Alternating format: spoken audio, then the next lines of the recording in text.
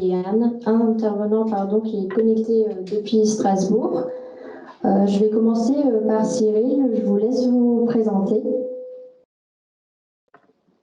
Vous m'entendez bien? Parce que moi j'ai un gros écho, donc j'entends pas bien ce qui se passe dans la salle. J'ai pas trop. J'entends très bien, oui. Ouais, moi il y a un Larsen en fait qui fait que j'entends pas bien en fait.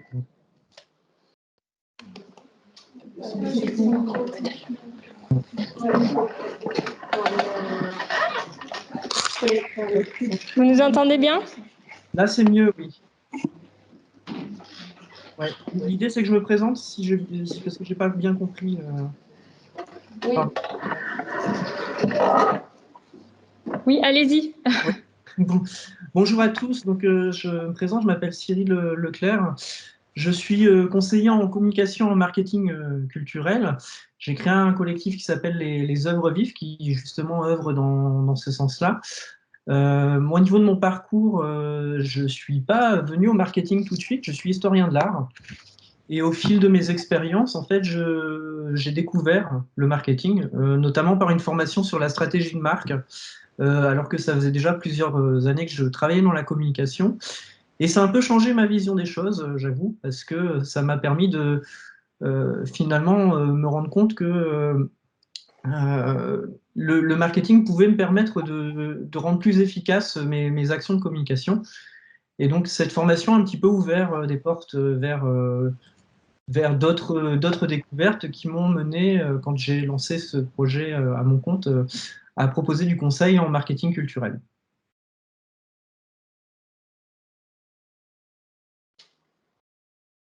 Je vais maintenant laisser la place à Caroline et Charles à se présenter. Bonjour, alors je suis Charles Vetter, peut-être qu'on me connaît sous le nom de Charlie aussi, justement dans le monde de la culture depuis plus de 20 ans.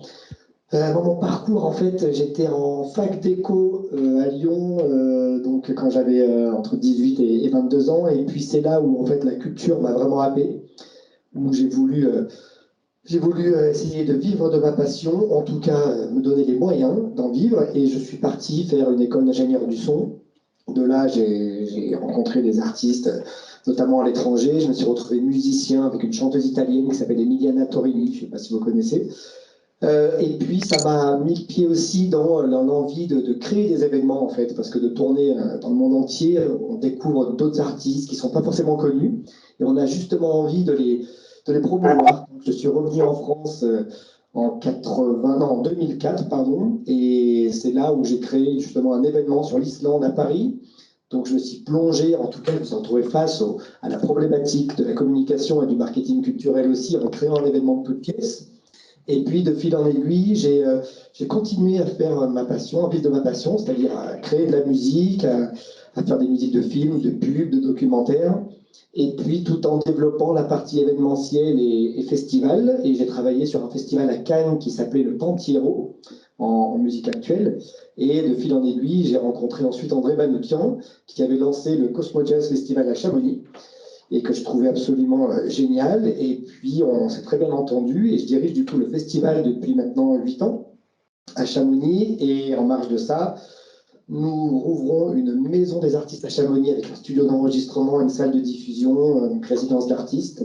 Et puis, voilà, j'ai aussi une société de production justement pour la création de contenu et de ce qui m'anime en termes de musique, voilà, qui sert aussi au Cosmo Jazz et mes autres activités.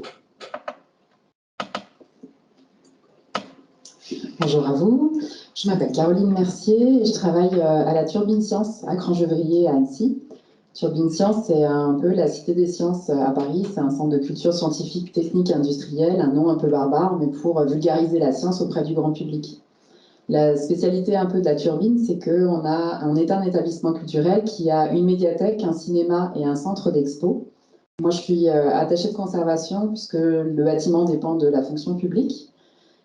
Et je m'occupe des expositions de la Turbine Science, donc un plateau de 1000 m², et des événements qui vont courir autour de ces expositions. Donc ça peut être des ateliers, ça peut être des invités, des conférences ou tout type d'autres choses Sur cette masterclass, je pourrais vous parler des publics particulièrement, et puis je vais prendre un axe surtout pour vous parler des politiques culturelles et qu'est-ce que les services publics, comment est-ce que la culture fonctionne pour qu'on puisse comprendre quelle marge de manœuvre on a avec nos décisionnaires, mais aussi avec les publics et quels liens on peut entreprendre là-dessus. Eh bien, merci beaucoup. Eh bien, merci beaucoup. Donc, avant de commencer vraiment à rentrer dans le vif du sujet, nous avons prévu de faire un petit nuage de mots grâce à Kahoot. Donc, si vous pouvez scanner le QR code présent sur l'écran et inscrivez le mot qui vous vient à l'esprit quand vous pensez à marketing culturel. Voilà, pour qu'on ait une première visualisation.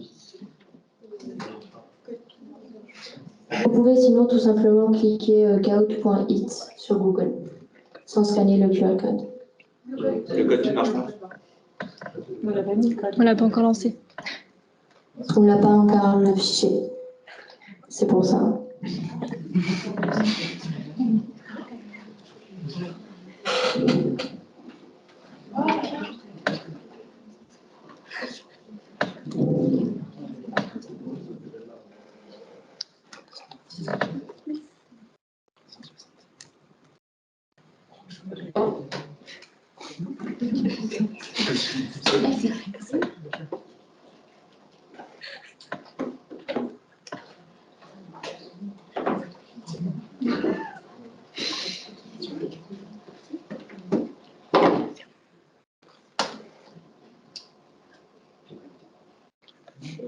Ok, tout le monde a réussi ou il faut attendre encore un petit peu?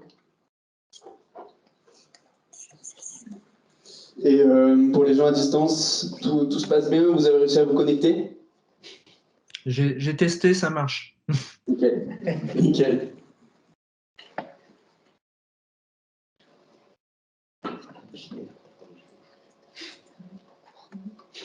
Je vais démarrer si tout le monde est connecté.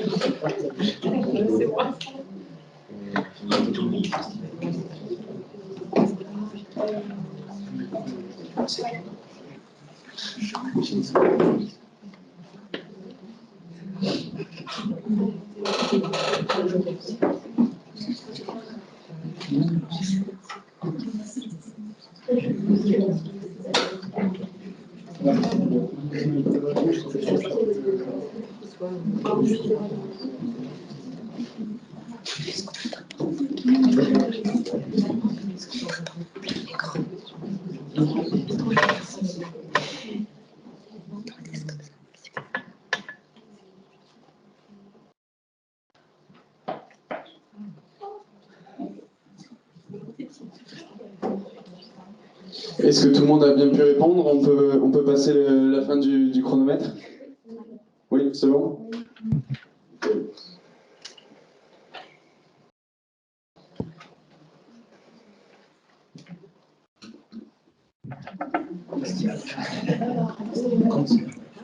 Alors effectivement, il y a une diversité de mots pour décrire le marketing culturel. Ce qu'on voit en gros déjà, c'est le format du projet, festival, événement.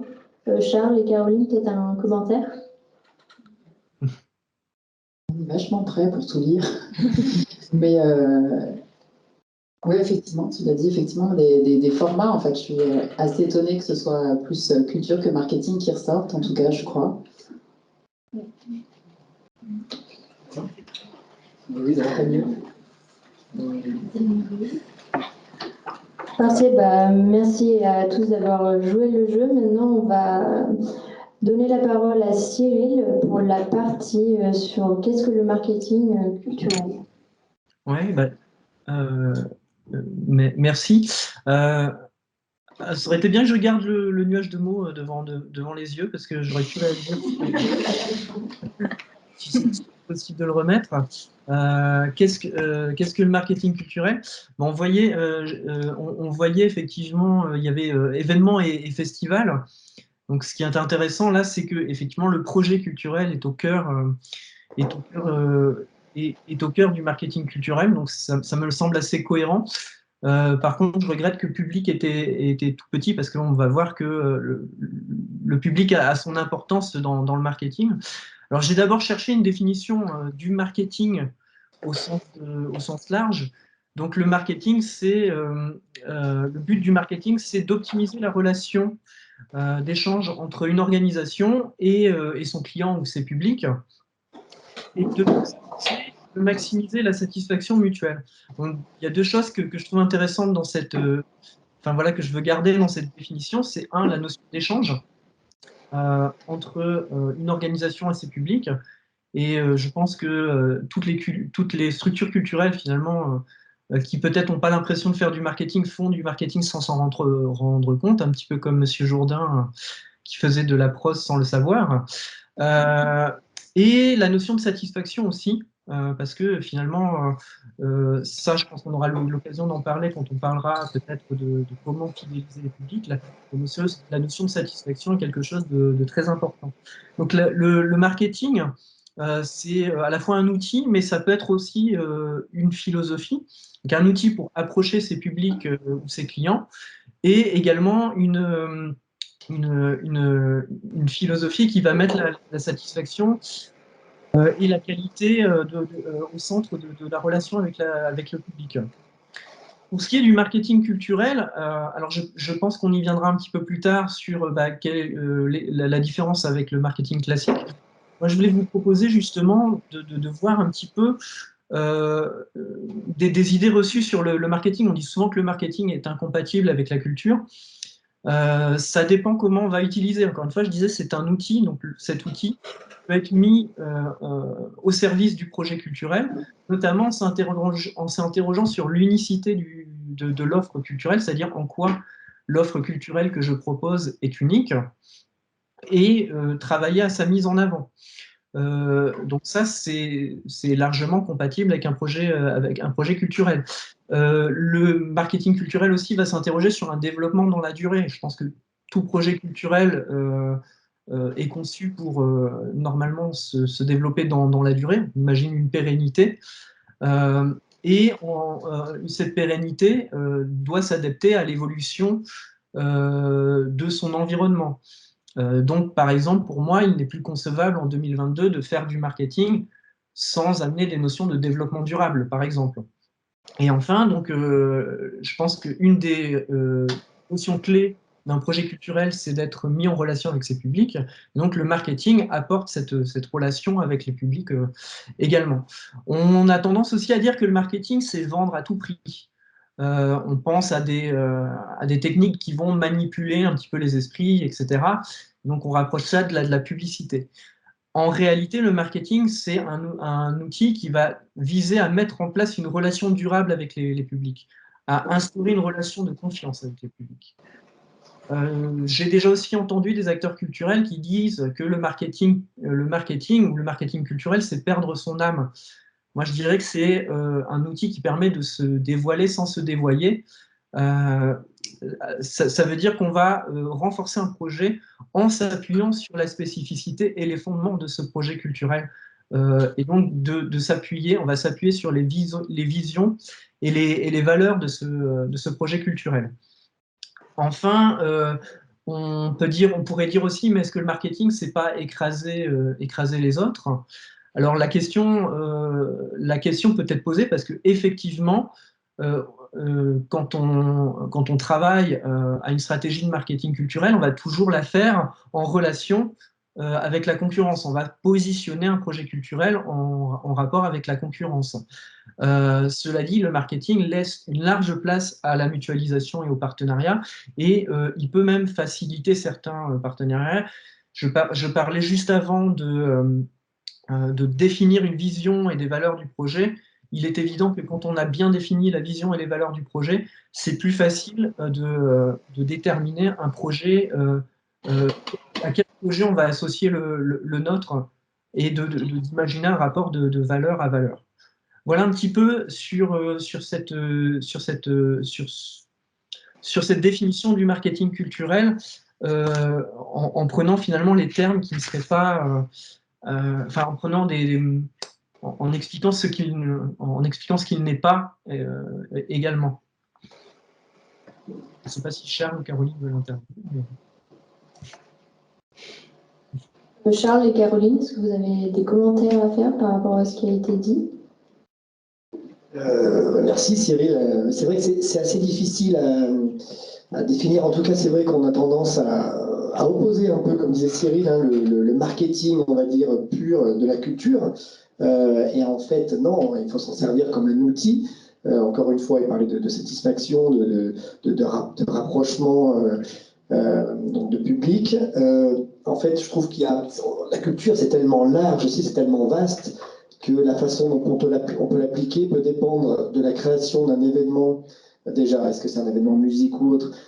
Donc, si on parle de création d'un événement, en fait, je pense que dans le processus de création, on définit déjà, même inconsciemment, hein, une sorte on va dire d'étape, et on fait appel au marketing parce qu'on ne fait pas des choses incohérentes. Par contre, quand on rejoint un événement qui est déjà existant, et vous, en tant qu'étudiant par exemple, c'est vrai que du coup, en fait, on étudie l'événement, on étudie peut-être quelles sont ses cibles, quelle est la base et la force de cet événement pour ensuite le comprendre et se dire qu'est-ce qu'on veut faire, qu'est-ce qu'on veut aller chercher, comment on veut renforcer du coup voilà, son image, ou augmenter le nombre de personnes qui vont pouvoir suivre cet événement. Donc il y a différentes façons de l'adapter, mais on va définir ça par la suite, mais voilà.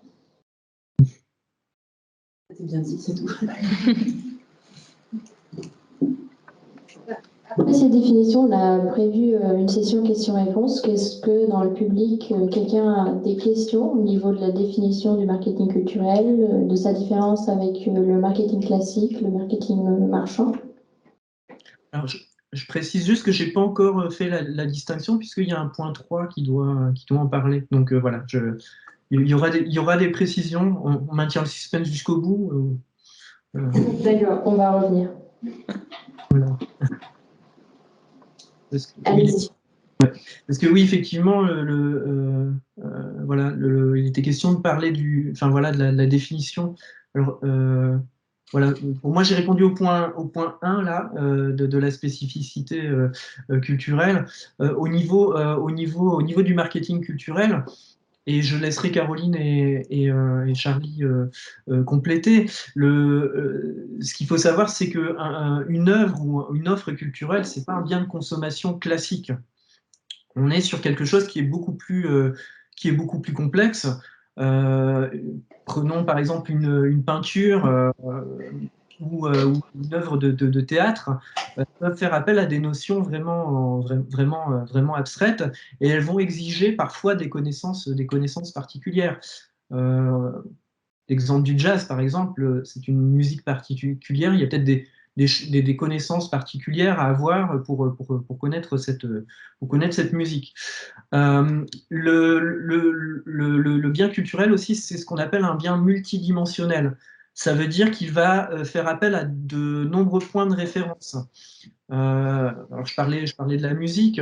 Il va y avoir sur la musique, par exemple, il va y avoir différents points de référence selon la discipline ou le genre auquel on va faire appel. C'est-à-dire qu'on n'a pas les mêmes points de référence quand on parle de hip-hop, quand on parle d'opéra ou quand on parle de jazz. Il ne va pas y avoir non plus la même histoire. Enfin voilà, ces trois esthétiques musicales que je viens de citer, elles ont des histoires différentes. Donc, alors on peut rentrer aussi par l'émotion, hein, je vais y revenir, mais voilà, le fait de connaître l'histoire de ces différents mouvements artistiques c'est un des points de référence. Mais un autre point de différence, ça va être l'expérience du public. Le public n'a pas forcément la même expérience en fonction, enfin voilà, et les mêmes connaissances. Et donc, par exemple, un public qui n'a jamais vu d'opéra, il va avoir besoin peut-être de se familiariser avec ce genre artistique. Et enfin, donc, toujours dans cette idée de dimension différente d'un bien culturel, il y a l'idée peut-être qu'il peut être appréhendé de différentes manières. Il y a une dimension circonstancielle, on va dire, c'est-à-dire que les circonstances peuvent être, alors du côté du spectateur, je vais continuer avec l'exemple de la musique, le spectateur peut être une bonne, de bonnes dispositions émotionnelles et donc du coup appréhender le concert de la bonne façon, mais il peut avoir appris une mauvaise nouvelle juste avant et donc du coup il va appréhender le concert différemment. Pareil pour l'artiste. L'artiste, peut-être qu'un artiste en début de tournée va être plus en forme qu'en fin de tournée, et peut-être que la fatigue va se ressentir sur sa prestation. Donc en fait, on peut vraiment appréhender un concert ou une œuvre de différentes manières et de différentes façons en fonction des circonstances. Et peut-être qu'il y a des personnes dans la salle, ou en tout cas des personnes qui écoutent, qui comprennent ce que je veux dire, qui ont déjà vu 2 fois le même artiste et qui n'ont pas vu 2 fois la même chose. Il y a une fois, il y avait un côté état de grâce, voilà, puis la deuxième fois, ce n'était pas la même chose, ou l'inverse. Donc, vraiment, l'œuvre et le bien culturel n'est pas un bien comme les autres, et c'est pour ça qu'on va faire appel à... Enfin voilà, c'est pour ça aussi que le marketing culturel doit prendre en compte ces spécificités. Et donc, justement, quelle est la différence entre le marketing classique et le marketing culturel? Tout simplement, le marketing classique est un marketing de la demande et le marketing culturel est un marketing de l'offre. Qu'est-ce que ça veut dire? Ça veut dire que bien souvent dans le marketing classique, on va tenir compte de l'offre on va tenir compte de la demande pour proposer une offre. Je prends un exemple basique. On va tenir compte de la demande des familles pour mettre en place un véhicule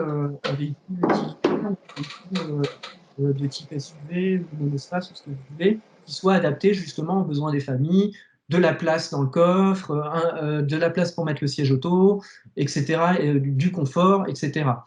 Pour l'offre culturelle, elle est souvent préexistante à la rencontre avec le public. Monet n'a pas peint un tableau pour qu'il soit à la base, il n'a pas peint un tableau pour qu'il soit destiné à un public particulier. Souvent, un artiste, quand il compose de la musique, il ne va pas la composer pour un segment de public particulier également. Un monument qui est mis en tourisme, qu'on va proposer à la visite, il a été construit souvent pour un usage différent de la visite. Donc l'offre est bien souvent préalable à la demande.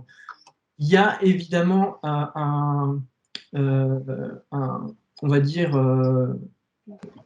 il y a des cas où effectivement on a des offres culturelles qui sont faites pour répondre à une demande, mais on est souvent dans ce qu'on appelle on rentre là dans le cadre de l'industrie culturelle. Et donc l'industrie culturelle, ça va être le blockbuster Disney ou le blockbuster qui a effectivement là été conçu pour répondre à une frange bien spécifique de population. On a fait des focus group et des études de marché avant. Mais enfin voilà, je pense pas qu'il y ait je connais pas beaucoup d'artistes qui font des études de marché avant de composer un album ou de peindre un tableau. Parfait, merci beaucoup Cyril pour votre intervention. C'est maintenant les questions. Si jamais vous en avez, je vous laisse en poser à Cyril ou Charles et Caroline qui sont ici sur place. Fallon et Claire, est-ce qu'on a noté des questions peut-être en ligne? Pas encore. Pas encore. Juste pour poursuivre ou rebondir sur ce que vient de dire Cyril, 2 choses. Alors c'est vrai qu'un artiste ne compose pas par rapport à la demande, mais pourtant je pense qu'il est, je parle d'un artiste de nos jours, je ne parle pas en effet sur une peinture de Monet ou autre, mais je pense que c'était Eric Truffat, moi, vous connaissez peut-être, qui est un super artiste, un super trompettiste, et qui m'avait dit, on parlait de l'album d'un tel, et puis d'une autre personne, d'un autre artiste, en disant, tiens, t'as écouté ça, ouais, celui-là, il est très dur, pourquoi il a fait ça? Et en fait, il y avait cette question du pourquoi il s'est éloigné de ce qu'il avait fait, de sa zone de confort, mais de ce qu'il avait fait, ce qui avait fait sa renommée. Et Eric me disait, il ne faut pas oublier pour qui on joue, quand même.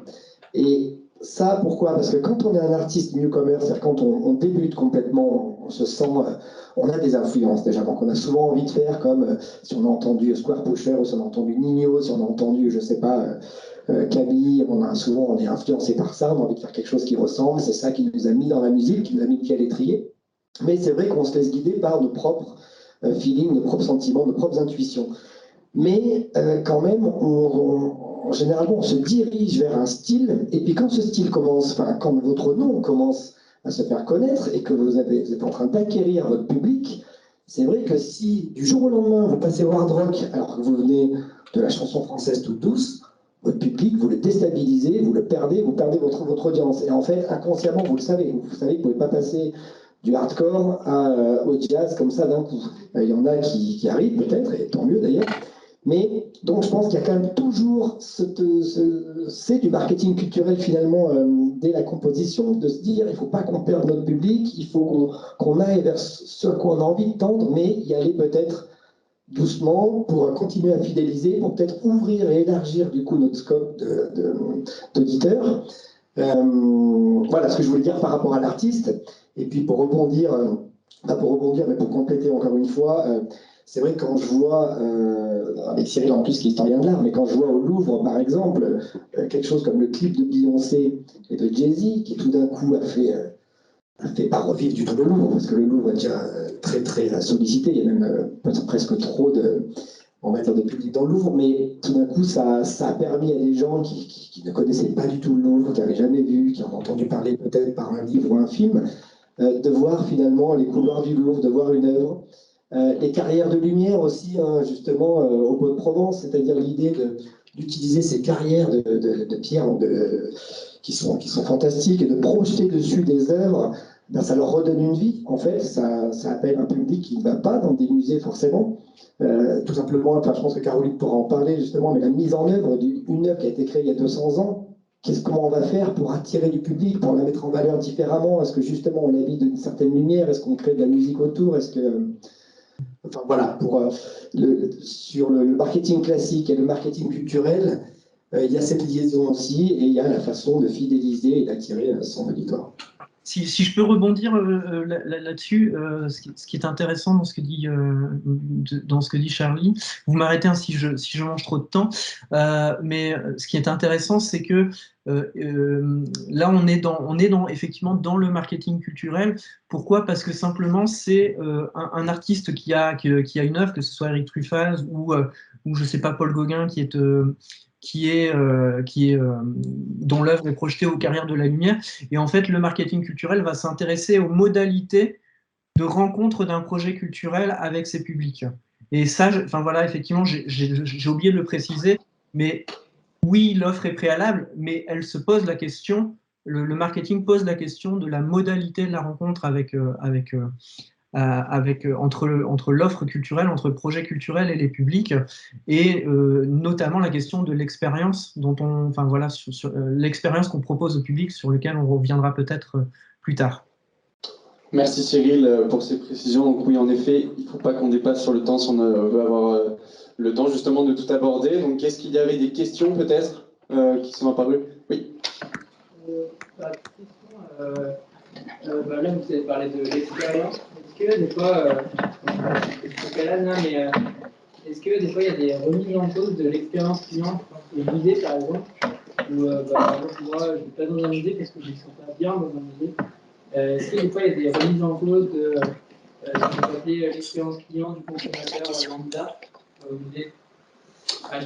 Donc, si je peux répéter la question, est-ce que, donc là, il prend l'exemple, par exemple, de son cas précis, qui n'apprécie pas forcément les musées parce qu'il ne s'y sent pas bien. Est-ce que des fois, il y a des remises en cause, justement, de l'offre culturelle en fonction des fréquentations après une ouverture, c'est ça? Si j'ai bien compris. Est-ce qu'il y a des remises en cause de l'offre culturelle? Ouais, de l'offre, en tout cas du parcours. Et de plutôt rester sur l'expérience client, du coup. Moi, je peux prendre la réponse si c'est OK pour toi, Cyril? Oui, je pense que c'est une question pour toi. En fait, c'est la diversité des propositions qu'on va proposer. Donc, probablement, comme le marketing va sectoriser, on va pouvoir proposer des expériences différentes. L'idée n'est pas d'appliquer un produit à tout le monde et à l'ensemble. Je me souviens d'expériences qu'on a faites, par exemple, de proposer des expositions dans les bus du Cibra.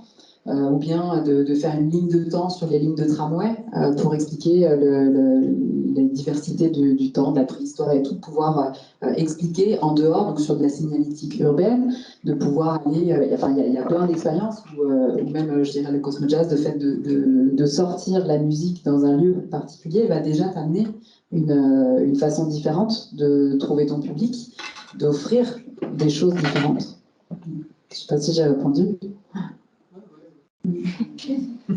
Et puis après, pour les musées particulièrement, il faudrait aller un petit peu plus loin dans la question, savoir quel levier il y a à apporter. Ça veut dire quoi ne pas se sentir bien? Il y a autant de musées et d'offres qui peuvent être différentes. Mais en tout cas, oui, pour répondre à la question portée sur les musées, on a vraiment des secteurs différents, que ce soit scolaire, grand public, des choses qui se passent à l'extérieur, des associations qui viennent, des temps privés, des temps excessivement différents pour varier l'offre qui peut être proposée pour que chacun trouve à la fois ce qui vient et son public directement. Ouais. Est-ce que j'ai le temps de compléter ou pas? On va peut-être avant demander de savoir s'il y a une autre question peut-être qui est apparue. Non. Donc oui, juste en 2 minutes alors, parce que sinon on va vraiment être dépassé par le temps. Parce que on va l'évoquer ensuite, mais je pense que ce qui était intéressant dans ce qu'évoquait Caroline, je pense que c'est comment mettre en relation sur un musée, par exemple. Un musée, ce sont des collections, et la question, comment on peut mettre en relation ce que contiennent ces collections et des attentes spécifiques de public. Et on voit plein de choses, par exemple, c'est-à-dire que on voit que par exemple la méditation ou des choses liées au bien-être se développent dans notre société. On peut très bien transposer ça au musée en proposant par exemple de la méditation devant les œuvres d'art. L'idée, c'est toujours de se dire, sans dévoyer mon projet culturel, sans dévoyer le propos et le sens qui est le mien dans mon lieu culturel, comment je peux faire écho et comment je peux être perméable à des choses qui se passent chez mes publics. D'accord. D'accord, merci pour la précision sur la question. S'il n'y a pas d'autres questions, on va maintenant passer à la deuxième partie de cette masterclass, donc qui est plus axée sur les enjeux et les facteurs clés de réussite. Et pour cela, nous allons entendre les retours d'expérience de nos intervenants pour avoir une approche plus réaliste et plus concrète de ce qu'est le marketing culturel. On va commencer par vous, Charles, une première question déjà, et ensuite vous pourrez intervenir, Cyril et Caroline. Comment défendre son projet culturel? C'est une grande question. En fait, pour moi, je différencierais deux choses, comme je t'ai dit un peu auparavant, entre la création d'un événement de toute pièce, où du coup on réfléchit à comment accueillir son public, sous quelle forme, dans quel environnement, justement, pour optimiser l'expérience, tout simplement, client. Ce qu'on veut, c'est que le public, on va dire, ressorte avec que du positif. Et puis, donc, ce qui est important, c'est de comprendre ses cibles, c'est de les identifier et de mettre en place des actions. Sur le Cosmo-Jazz, par exemple, et je dirais qu'en fait, quand on est passionné, on crée quelque chose par rapport à une envie, on a envie de créer une histoire, qu'elle soit sur un événement musical, qu'elle soit sur un documentaire, un film, ou sur l'écriture d'un scénario. Pour moi, ce qui est important, c'est cette valeur, c'est voilà, l'aspect vrai de ce qu'on a envie de transmettre.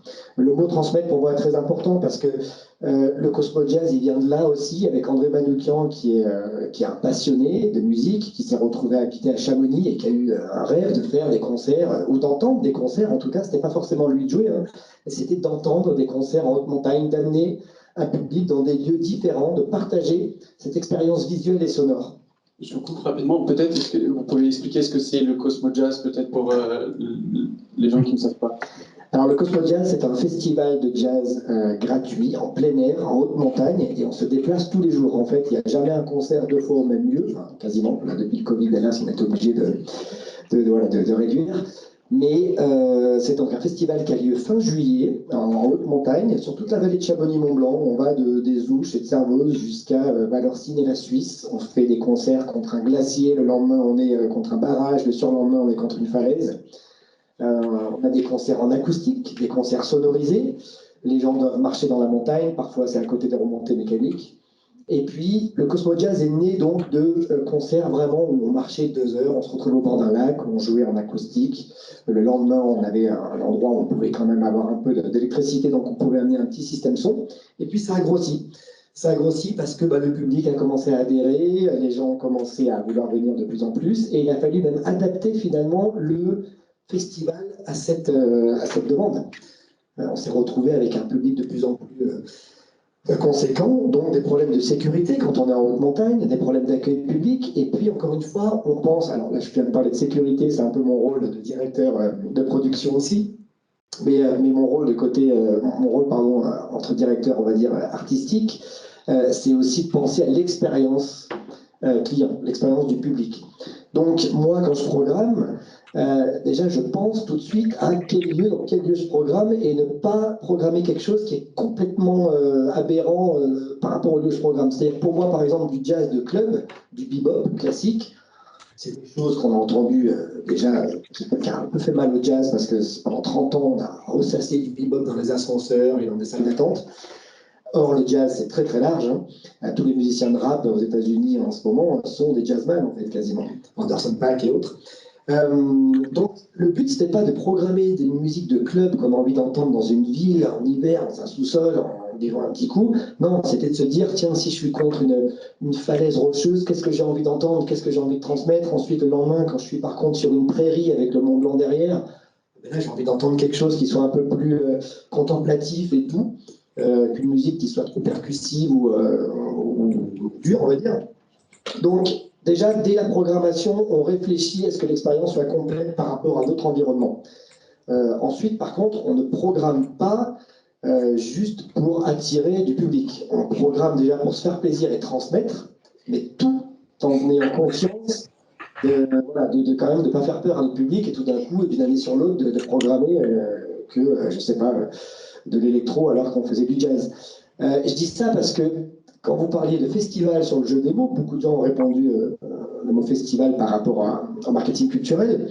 On ne va pas se cacher, il y a des festivals qui sont des événements purement commerciaux, qui n'ont rien à faire de leur prog artistique, c'est-à-dire en soi, est-ce que c'est bien ou c'est pas bien, et c'est des gens qui vont dire « Ah, mais ça, il a fait 1 million de vues, oh, ben lui, il a fait… » Je ne citerai pas de nom, parce que ça reste tous des amis quand même. Mais voilà, je trouve ça dommage. Moi, quand je vois des programmations qui sont toutes les mêmes sur certains festivals en France, qu'on soit en Espagne, en Angleterre, en Allemagne ou en France, on se rend compte que c'est les mêmes.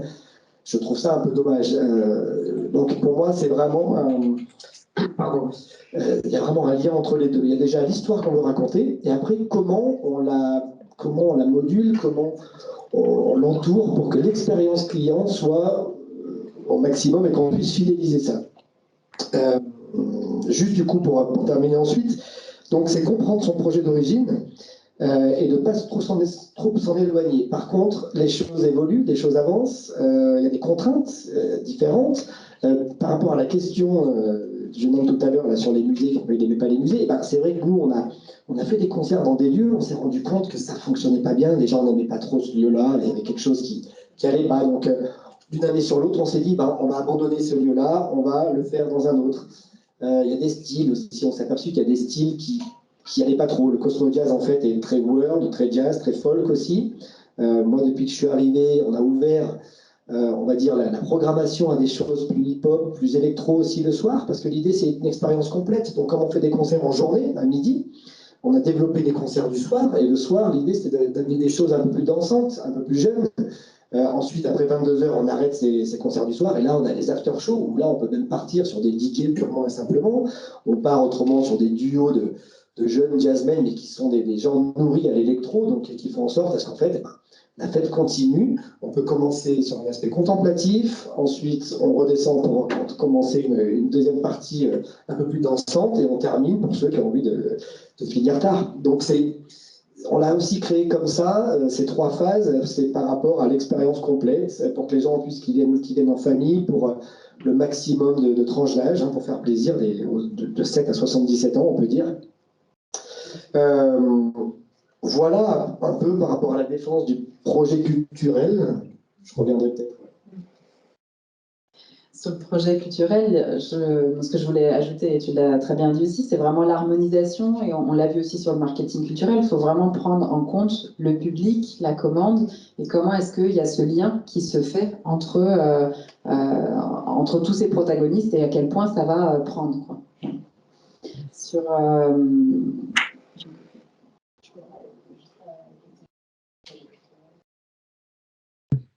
Peut-être, si vous êtes OK, on peut passer sur les institutions publiques, en fait, parce qu'un projet culturel, ça va un petit peu en amont, mais ça veut dire qu'il faut qu'il soit bien mené comme tout projet, et qu'il y ait effectivement cette bonne définition. Maintenant, ce qui sera intéressant, c'est de savoir qui l'ordonne, vers où on part. Tu l'as parlé tout à l'heure aussi, la direction artistique. C'est pas une commande de marketing pure, c'est qu'est-ce qui va nous amener et à programmer telle ou telle autre chose. Et sur ce projet culturel, moi j'avais envie de vous emmener un petit peu dans les institutions culturelles, savoir comment est-ce que ça fonctionne. J'ai un petit aparté aussi sur l'économie aussi de nos entreprises. Est-ce que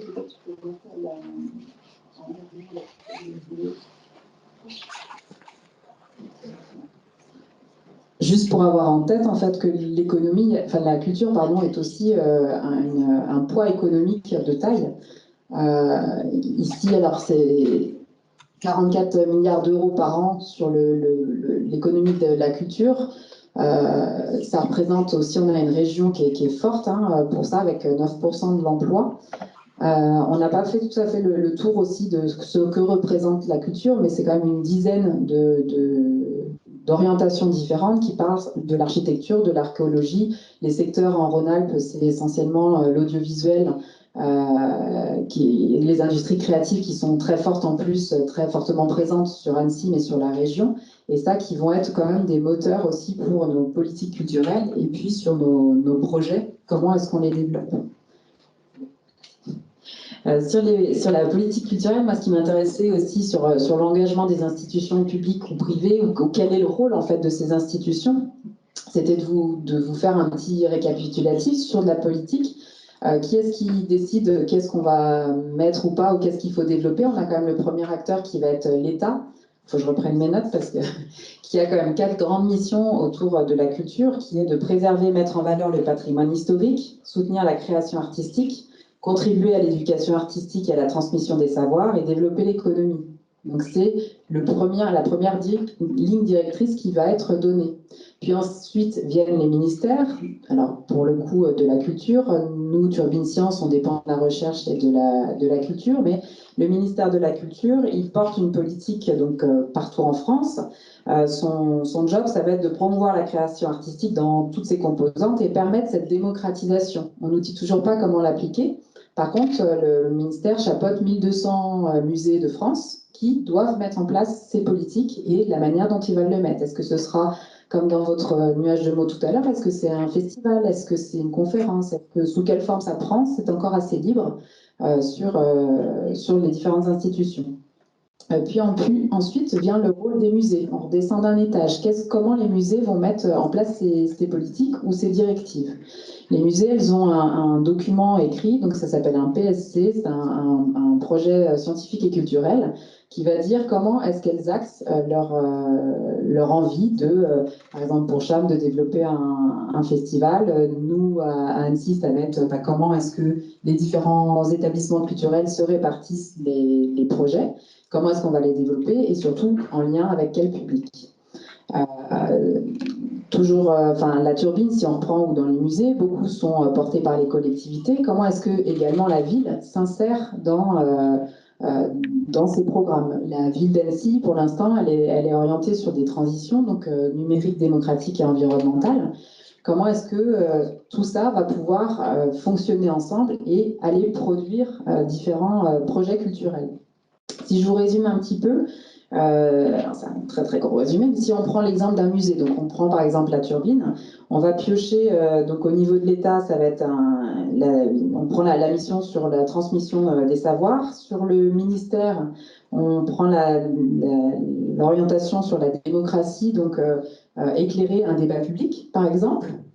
La ville nous accompagne sur la transition numérique. Nous, notre projet culturel, ou ce qu'on va pouvoir faire ou proposer, ce sera le festival qui aura lieu le 2 avril sur Numérica, qui sera une grande journée autour du numérique, et on va se mettre dehors pour toucher un maximum de personnes. Tout ça fait que les directives, de comprendre un peu comment est-ce que ça se fonctionne et comment ça se structure, c'est pas qu'une envie personnelle où il y a quand même des directives qui sont données pour les mettre en place, et c'est à nous de trouver à qui elles s'adressent, comment on va découper cette offre. Est-ce que ça va être pour du grand public, du scolaire, pour des publics empêchés? Comment est-ce qu'on va tisser un maximum de cette offre pour qu'elle puisse répondre à des critères? Merci. Est-ce que Cyril, vous voulez rebondir sur les deux premières questions ou on passe à la question numéro 3? Juste, moi, je vais retenir, je vais essayer d'être synthétique, parce qu'il y a beaucoup de choses intéressantes qui ont été dites. Je vais retenir un mot, c'est le terme expérience, je pense, qui est important. L'expérience, elle est au cœur de quelque chose que l'on recherche chez le public. Ça répondra peut-être aussi à la question qui était posée précédemment. L'expérience, c'est la base de la satisfaction. La satisfaction, c'est en fait un sentiment de plaisir, un sentiment agréable qui repose sur la comparaison entre l'attente préalable et l'expérience vécue. Donc forcément, l'expérience là-dedans est importante. Et ce qui est intéressant, c'est de constater, et peut-être que justement Caroline et Charles auront des exemples à donner, c'est de constater que, enfin, les études marketing ont constaté que cette expérience, elle n'était pas monobloc, elle est scindée en trois grandes entités. L'expérience, elle est évidemment émotionnelle. Charles parlait justement de réfléchir à la programmation par rapport à des heures de la soirée ou de la journée. Il y a l'importance du décor autour aussi, donc ça c'est l'aspect émotionnel. Mais l'expérience, elle est aussi sociale. Il est très rare qu'une personne vienne dans un festival ou dans un musée tout seul, d'autant plus si cette personne n'est pas habituée des musées ou des festivals. Donc on va dans un lieu culturel pour rencontrer des gens, pour être avec des gens, pour partager avec des gens. Et aussi une expérience cognitive. On va vivre une expérience pour s'enrichir, pour apprendre des choses, pour découvrir un nouvel artiste, une nouvelle esthétique. Donc voilà, donc l'expérience, je pense que c'est quelque chose qui est important.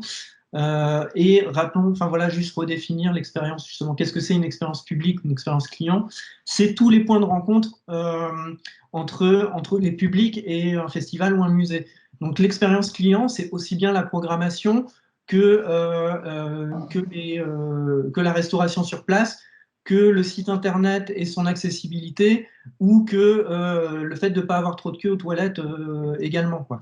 Tout ça fait partie de l'expérience du public. Donc le marketing, c'est aussi prendre en compte tout le packaging qu'il va y avoir autour d'un festival ou d'une offre culturelle.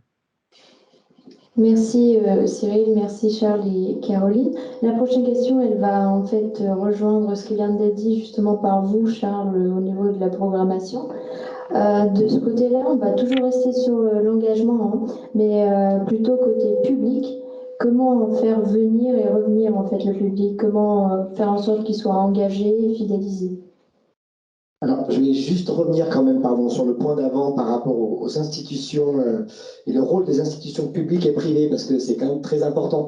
On a tous envie de produire un concert, on a tous envie de se dire, j'ai envie de pouvoir monter à la montagne, inviter tel ou tel artiste. Le nerf de la guerre, c'est le budget, tout simplement. Hein. C'est voilà, entre les autorisations, le budget, on sait que voilà, tout coûte. Et le rôle des institutions privées ou publiques est essentiel là-dedans. Alors, comment les susciter, hein. Donc, déjà, ils vont nous servir, chez les privés, par exemple, ils vont nous servir à renforcer notre audience aussi et sa portée. Ils vont nous servir. Alors, on n'a pas forcément tous envie de voir des oriflammes avec des marques partout sur les événements. Pourtant, c'est eux qui vont nous permettre de financer tout cela. Donc, il faut qu'on trouve les opérations comme séduisantes pour ces marques, pour ces institutions. Une institution publique, par exemple, elle va vouloir quoi? Elle va vouloir qu'on puisse, nous, travailler sur des différents publics, donc accueillir, par exemple, des enfants, que le festival soit accessible aussi aux PMR, par exemple, que ce soit accessible à tous. Pardon? Oui, PMR, pardon, c'est les personnes à mobilité réduite. On a aussi donc un aspect environnemental, comme disait Cyril, créer un événement de nos jours qui ne soit pas éco-responsable, entre guillemets, ça paraît aberrant.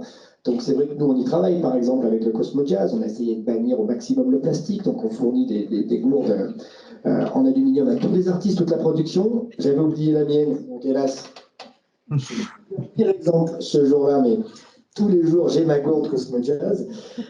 Donc, c'est des contraintes supplémentaires, d'ailleurs, pour nous. Hein, c'est des contraintes financières et logistiques, mais qui sont importantes, qui correspondent à nos valeurs, mais qui ont aussi un aspect très important dans le rôle des politiques et des institutions pour forcer, nous, acteurs culturels aussi, d'aller dans ce sens-là. On a donc pour les privés, on doit s'efforcer de trouver des opérations de com intelligentes, donc d'organiser des randos pour une marque, par exemple, parce que parfois, moi, je refuse qu'on ait des oriflammes dans tous les sens dans la montagne. Ce que je propose à mes partenaires, c'est de leur dire, bon, on aura un support papier, on a du support digital, on reviendra après sur un certain nombre de supports. Donc, je vous propose d'avoir le 4e de couve, d'avoir la 2e de couve, d'avoir des publicités à l'intérieur. On propose des opérations comme ça en digital. Et puis, pour minimiser un peu l'impact environnemental et visuel aussi du festival, parce qu'on revient à l'expérience. Si à la queue aux toilettes, c'est une mauvaise expérience pour le public. Si le bar... et on fait la queue et que la bouffe n'est pas bonne, c'est une mauvaise expérience. Et puis si on est gavé de pubs et de réclames de partout, c'est pas une très bonne expérience. Donc il faut trouver les opérations à mettre en place, ce qui peut attirer le marketing classique d'une marque vers le marketing culturel. Alors du coup, maintenant je peux sauter sur comment susciter l'engagement des publics, hein, comment faire venir et revenir. Une des premières choses, c'est l'originalité. C'est-à-dire que si vous créez un événement qui ressemble à tous les autres, là, il faudra juste essayer d'être meilleur, mais meilleur en quoi? Meilleur avec une programmation qui vous coûtera plus cher, avec un lieu peut-être qui sera un peu mieux. Donc l'originalité pour moi est essentielle. Le Cosmo Jazz était très original comme idée de la part d'André Manoukian de vouloir faire des concerts dans la montagne. Donc il faut toujours arriver à se démarquer, il faut suivre encore une fois, faut qu'il y ait une histoire quand même à raconter quand on veut créer un événement, je trouve en tout cas en termes de festival. Donc cette originalité évolue aussi tout le temps, c'est-à-dire on ne peut pas s'asseoir sur ses lauriers, hein, si ça fonctionne. On sait qu'en fait, il y a une évolution de toutes les façons normales, c'est-à-dire que le public évolue, le public vieillit, le public va s'agrandir, donc on va évoluer par rapport à comment accueillir, comment sécuriser, comment toujours optimiser cette expérience publique. Plus il y a de monde, plus c'est contraignant parfois pour un organisateur, et plus c'est contraignant pour vous, public, parce que vous avez tous vécu certainement des festivals où vous étiez les précurseurs sur la première ou deuxième année de festival. Vous êtes allés, il n'y avait pas grand monde, c'était génial, une super ambiance. Et puis, au bout de 10 ans, ce festival est énorme. Vous avez du mal à trouver des tickets, vous faites la queue partout, vous faites la queue au bar, vous êtes comme ça dans la pièce. C'est sympa, point de vue sociabilisation, bien sûr, mais souvent, on perd on perd ce qu'avait fait la force de cet événement. Donc, il faut toujours arriver à s'adapter et évoluer dans ce sens-là en pensant à l'expérience publique. La fidélisation est très importante. Pourquoi, du coup, on a créé cet événement et pourquoi le public est venu au départ. Donc, toujours arriver à maintenir cela. Et pour cela, c'est vrai qu'on a plusieurs facteurs. On a la com classique, hein, pour susciter l'envie, en tout cas. Et donc, c'est le travail sur l'image, c'est tout ce qui est très positif. Et ressasser, montrer que voilà, on vit une expérience, on vit quelque chose de différent. C'est travailler sur ces points forts de votre événement, sur son contenu. Qu'est-ce que j'allais dire d'autre sur l'engagement? L'engagement, nous aussi, on est allé le chercher naturellement, en fait, en créant des tremplins, jeunes talents, en se disant que notre rôle aussi, c'est de favoriser, c'est de promouvoir ces jeunes talents à côté des grands noms.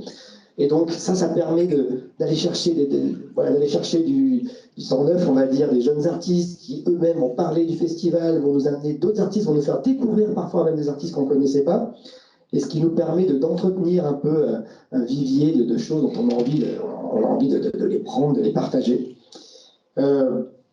Voilà, après ça sera sur d'autres points, je passe. Je veux bien compléter, effectivement.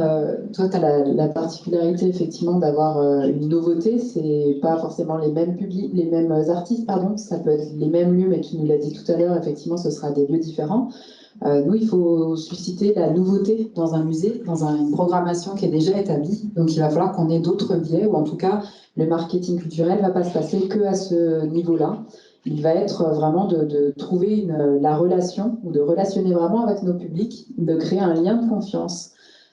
Qu'est-ce qu'on va chercher, comment est-ce que les enfants qui viennent dans leurs écoles peuvent revenir avec leurs parents, et eux-mêmes, quand ils sont parents, reviennent parce qu'ils ont eu une expérience forte, et on est associé à cette expérience. Donc on va vraiment travailler sur la relation dans la durée avec nos publics. Il y a également, on en parlera tout à l'heure si on a le temps, mais nous, l'avènement du numérique a créé vraiment une porte énorme, puisque depuis 2010, les personnes sont de plus en plus équipées de terminaux mobiles, et ça nous a permis de, justement, toujours sur cette histoire à créer, de préparer les visites en amont, de pouvoir, dans les musées, dans les lieux, témoigner de l'expérience que les personnes sont en train de vivre en postant des photos, en likant les expériences, ou en tout cas en nous faisant partager. Ils avaient ce besoin, en fait, de témoigner ce qu'ils sont en train de vivre, de l'expérience qu'ils sont en train de faire.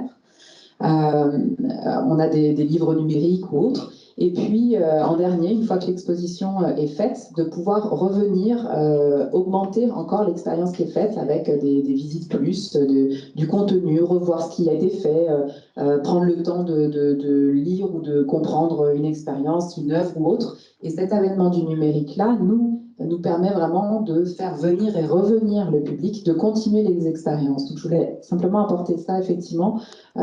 C'est un outil à part entière qui n'est pas forcément visible dans nos manifestations culturelles, ou en tout cas pas immédiatement, mais qui nous permettent vraiment de fidéliser. Et ça, je pense que c'est une grande différence avec le marketing simple.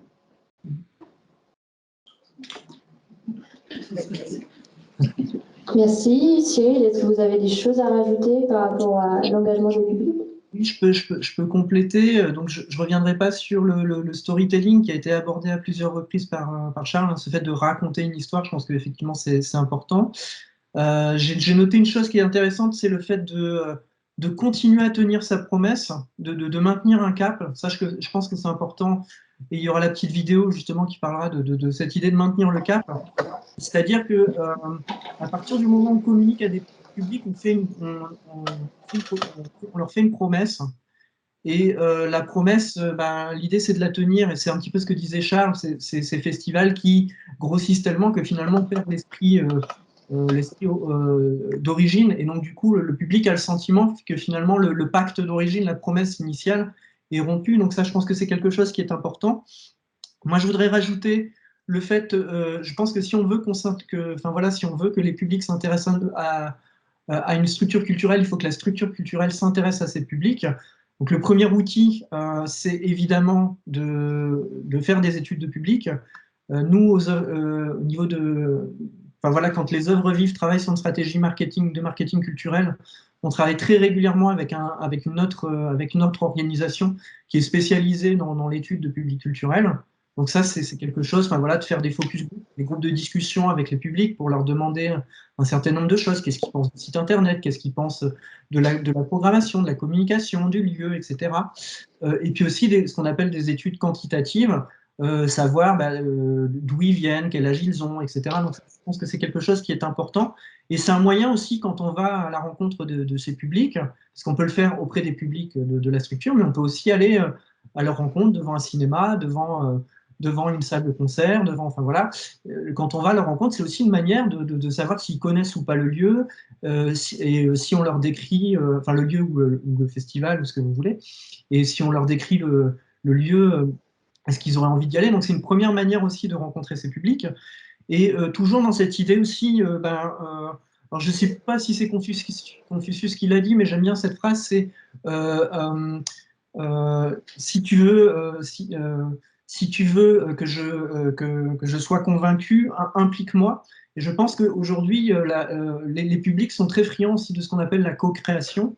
C'est-à-dire qu'il y a de plus en plus, par exemple, de structures qui proposent au public de rejoindre un comité de programmation, c'est-à-dire un endroit où le programmateur discute avec les publics de la programmation, ou alors effectivement des musées qui vont proposer de collaborer avec eux sur la scénographie, sur une partie d'expo, sur un thème d'exposition.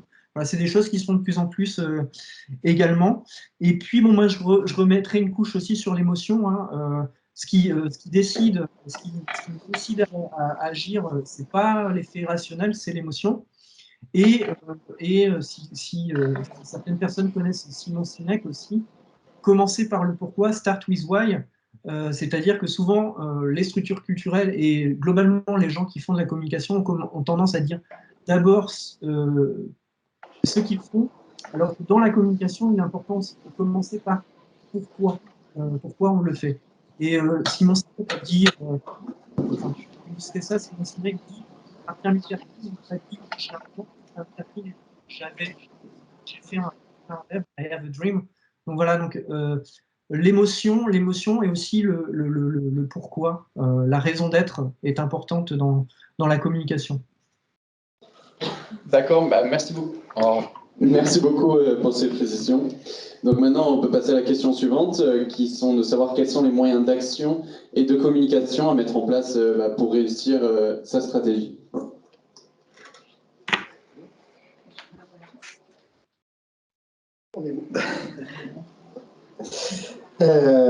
Alors, pardon. Oui, donc les moyens d'action et de communication. On a deux choses. Moi, il y a un exemple que j'aime beaucoup quand même, pour moi, qui est une grande réussite dans les festivals, c'est le Hellfest. Le Hellfest, parce qu'on parle d'un festival de hard rock qui n'existait pas, je sais pas moi, dans les années 90, je ne connaissais pas vraiment. Il y avait des gros festivals en Angleterre, il y avait des gros festivals en Belgique. Mais le Hellfest a su créer un moment unique, quelque chose où, certes, on va voir des groupes qu'on peut revoir ailleurs, ou qu'on peut voir dans d'autres festivals, mais c'est en créant tout cet univers où on se sent dans un... Alors, il y a Wonderland qui a un peu copié ça sur l'aspect en musique électronique, mais de se sentir dans un monde complètement à part, pour moi, c'est une réussite pure. C'est vraiment... c'est-à-dire que de leur communication de base jusqu'à l'expérience publique sur place, on est transporté, on fait partie tout d'un coup d'une sorte de clan. Et ça, je trouve ça assez bien.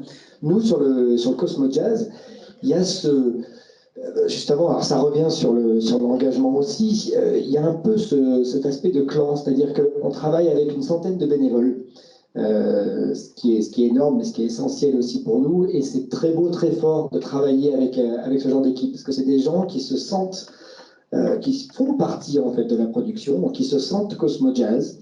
On demande parfois au public de nous aider à porter du matériel, parce que très souvent, on doit porter le matériel de l'arrivée d'un téléphérique jusqu'au lieu du concert, notamment des instruments, des câbles, des trucs. Et on demande, on porte nous aussi, André Nukian porte aussi des choses, les artistes portent aussi leur matériel. Donc on a un peu refusé cet aspect VIP d'avoir une zone de confort pour des gens un peu plus aisés ou autres. Voilà. Donc on s'est dit non, il faut que tout le monde soit ensemble, il faut qu'en fait on vive une expérience unique, c'est une aventure en fait commune. Et c'est ça qui est important.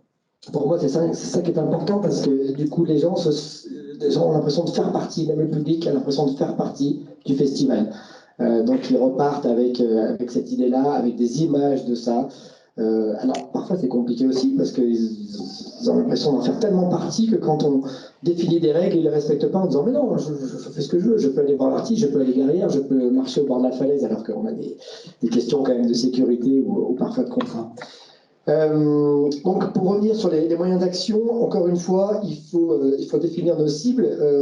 La cible, parce que donc le marketing culturel, on a le public, donc comment faire venir le public pour voir votre œuvre, ou en tout cas vivre l'expérience, nous, d'un festival. Et puis, on a l'aspect bien sûr institutionnel, de comment fidéliser nos partenaires, nos institutions publiques aussi, pour nous aider à continuer à pouvoir promouvoir des œuvres, tout simplement, ou en tout cas une expérience culturelle.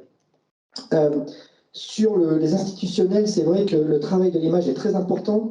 Le buzz, bien sûr, hein, c'est-à-dire que quand on sort une vidéo sur Insta ou autre, on a envie qu'elle ait du succès, on a envie qu'elle soit, voilà, qu'elle soit reprise. Donc pour ça, souvent, ça vient aussi du contenu, c'est-à-dire que c'est sûr que si je prends un artiste comme, j'en sais rien, si jamais un jour on a Billie Eilish, je ne pense pas qu'on aura Billie Eilish au festival, on n'a pas les moyens de toute façon. Mais c'est sûr que vous avez Billie Eilish dans une salle normale, bon, n'importe quelle vidéo fera le même nombre de vues que si elle avait joué à Londres ou à New York ou à Los Angeles. Par contre, tout d'un coup, vous avez Billie Eilish au milieu du lac d'Annecy ou alors contre le glacier d'Argentière à Chamonix.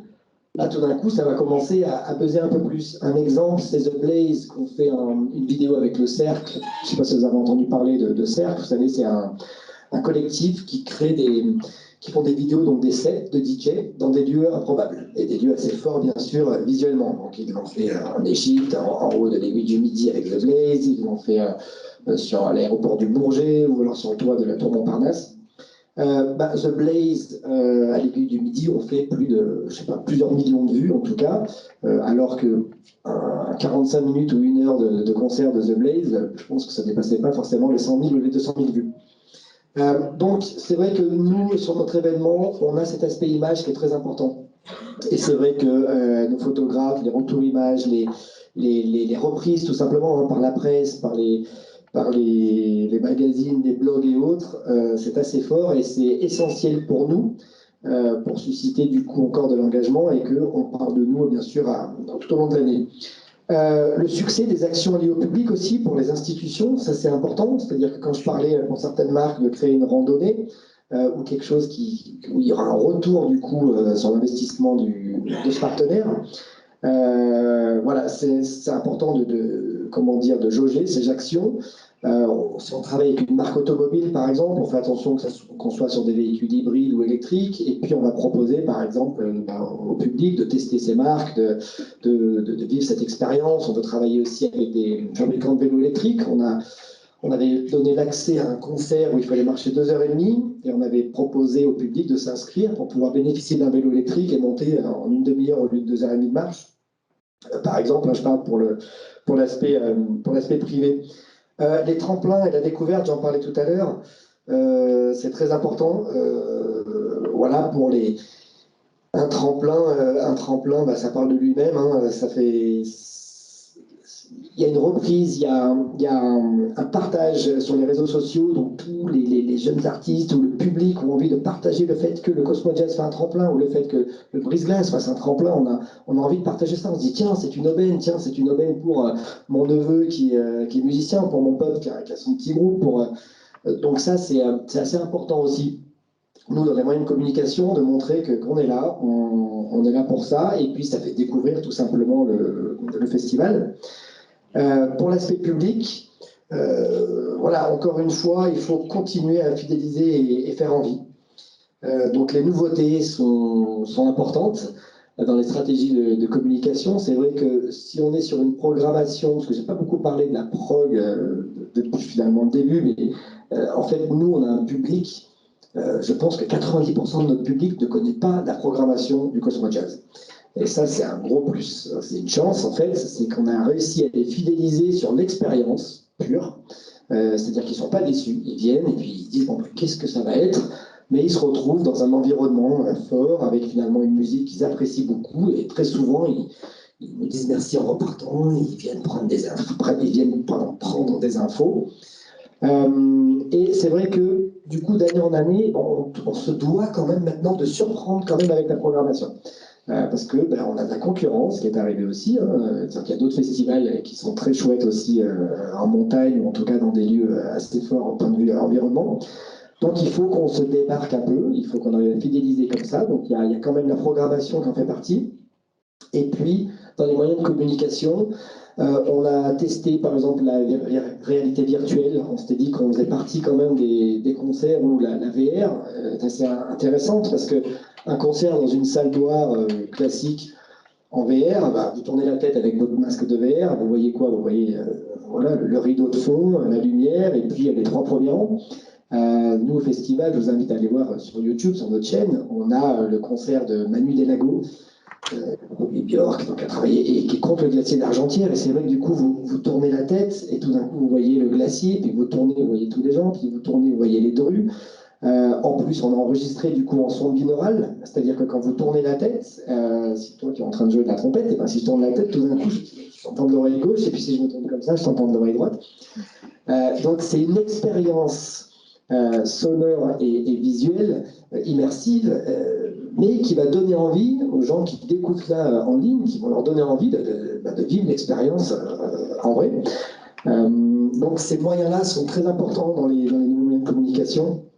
Justement, on ne veut pas devenir un festival digital du tout, ou en tout cas, on n'est pas là, nous, pour proposer des œuvres qui tout d'un coup se digitalisent. Ce n'est pas le but, au contraire, nous, ce qu'on prône, c'est le live, c'est l'expérience, c'est la rencontre avec les artistes, avec un lieu et avec des gens, avec le public. Mais la digitalisation des contenus est essentielle pour donner envie, pour créer cette action. Il faut quand même venir à Chamonix, ce n'est pas forcément évident. Donc voilà, surtout c'est vrai que on va dire que voilà, la réalité virtuelle nous s'applique très bien. Tous les canaux de communication liés aux réseaux sociaux, on n'est pas dans une stratégie de com classique, nous avec de l'engagement pur sur Instagram ou autre, en posant des questions. On s'aperçoit que c'est pas notre public, que ça fonctionne pas forcément. Et ce qu'on veut, c'est juste entretenir le rêve. Voilà, comment dire, à intervalles réguliers, entretenir le rêve pour donner envie d'y être. En fait, on a vécu en plus 2 ans de pseudo-confinement où on en a marre d'être chez soi devant un écran. Donc nous, le but sur notre communication, c'est vrai que là, c'est de donner envie de venir marcher dans la montagne, de prendre l'air, de pouvoir écouter de la musique sans masque, sans rien. Et voilà. Je crois que Cyril voulait enchaîner là-dessus. Moi, ce que je retiens en tout cas de ce que tu viens de dire, c'est effectivement c'est l'appartenance au clan et c'est une des meilleures fidélisations des publics et ce lien encore dont on parle là depuis 1 heure. C'est de l'expérience utilisateur qui est vraiment au centre de cette communication et de ce qui va pouvoir fidéliser les publics, après quels que soient les canaux utilisés. Mais c'est vraiment de créer cette expérience-là et de faire en sorte que ce soit, j'aime bien l'idée du clan, effectivement, de la communauté, comme on dit plus couramment. Mais c'est vraiment sur ces idées-là qu'on arrive à fidéliser les publics. Merci Caroline ça me fait un point en point, la communauté, effectivement, quelque chose d'important. Je voulais revenir dessus, mais bon, voilà, ça a été largement évoqué. Moi, j'ai juste rappelé une chose, c'est que la communication, c'est 1/4 du marketing. Un plan d'action marketing, c'est 4 choses, dont la communication, mais il y a le produit, il y a le prix, et puis, parce qu'on n'a pas parlé du prix, et il y a aussi ce qu'on appelle la distribution.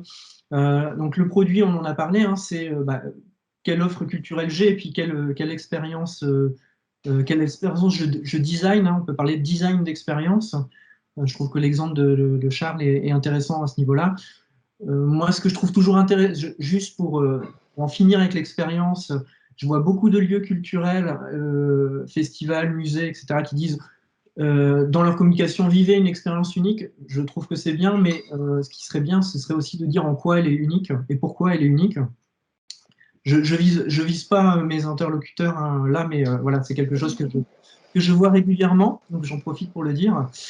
Donc la question du prix hein, aussi est importante. On voit par exemple au niveau des théâtres que les offres d'abonnement sont en train de s'essouffler. Donc il y a peut-être quelque chose à réinventer à ce niveau-là, tout simplement parce que les abonnements, il faut se projeter dans le temps. C'est-à-dire que je prends un abonnement pour 1 année.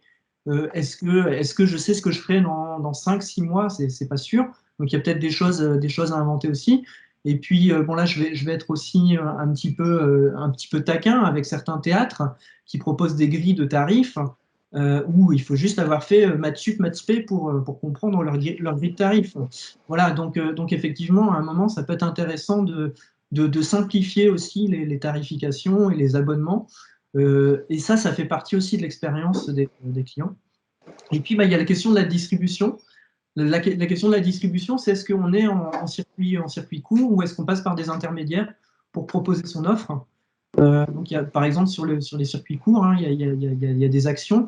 Vous connaissez peut-être les paniers des AMAP, mais il y a aussi les paniers culturels, par exemple, qui permettent de diffuser une offre culturelle. Donc voilà un exemple Et puis pour terminer, moi j'avais prévu un peu une petite checklist.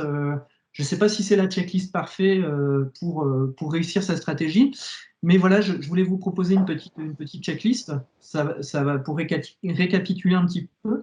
Donc la première chose, hein, c'est connaître les publics, connaître aussi les tendances et son environnement politique, économique, sociodémographique, les questions environnementales aussi, on en a parlé.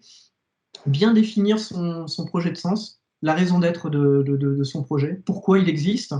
Et on peut se poser la question, s'il disparaît demain, quel vide il va laisser. Il y a la question du positionnement aussi.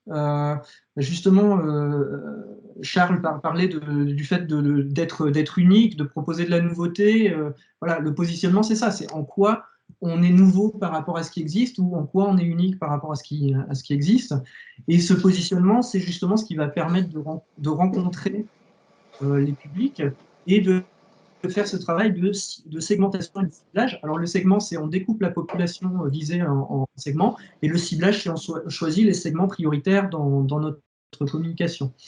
Ce qui permet, enfin, voilà, finalement de viser certains publics aussi, et de ne pas s'épuiser non plus à vouloir courir après tous les publics. Je sais que les lieux culturels ont un devoir de démocratisation, de croisement des publics, mais à un moment, on peut aussi avoir des publics prioritaires. Ça peut être le public adolescent, ça peut être le public senior, etc. etc.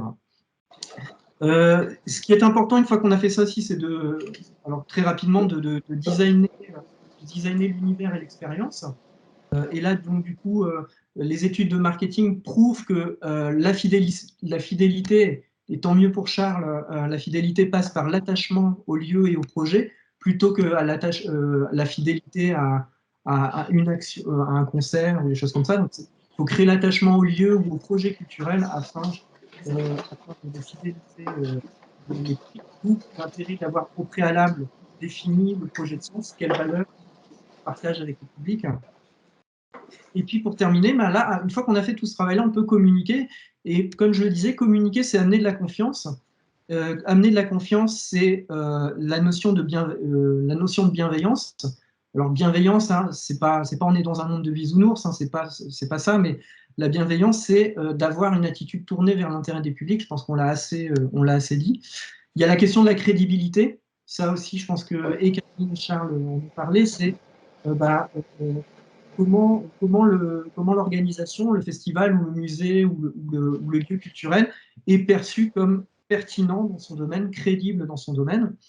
Il y a aussi la question de l'intégrité. Alors là, je reprendrai l'exemple, enfin voilà, j'en parlais aussi, l'intégrité, la promesse, on a un projet de sens, on s'y tient, et l'exemple que je peux vous donner, c'est que récemment, par exemple, il y a des lieux culturels, je crois qu'il y a la Tate notamment, qui ont rompu leur contrat de sponsoring avec BP parce qu'ils estiment que travailler avec un acteur du pétrole n'est plus en phase avec les valeurs de la Tate et les valeurs actuelles. Voilà, ça c'est l'idée de l'intégrité aussi. Et enfin, je pense qu'il y a la question de l'accompagnement. On n'a pas beaucoup parlé de la médiation. Mais comme je le disais au départ, les publics ont des facilités ou non d'accès aux offres culturelles. Et pour certains publics, il y a tout un travail effectivement d'accompagnement et d'éducation à faire pour finalement qu'ils puissent accéder à l'offre culturelle. Et alors, ce travail d'éducation, ça peut être effectivement un travail de médiation classique, mais ça peut être aussi un travail tout simplement de leur faire prendre conscience qu'ils peuvent prendre la parole sur une œuvre d'art, qu'il n'y a pas une seule parole sur une œuvre d'art. Et là, aussi à la question, on n'aura pas le temps de l'évoquer, ça pourrait faire l'objet de même, la question de droit culturel.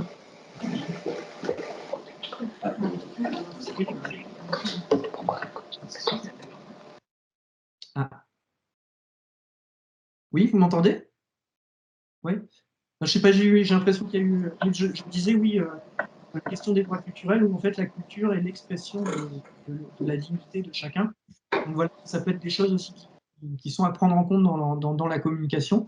Et enfin, mettre en place des actions, c'est bien, mais pour ajuster sa stratégie, il faut sans arrêt évaluer, auditer et faire de la veille en permanence pour pouvoir à chaque fois améliorer sa stratégie. Voilà donc une petite checklist.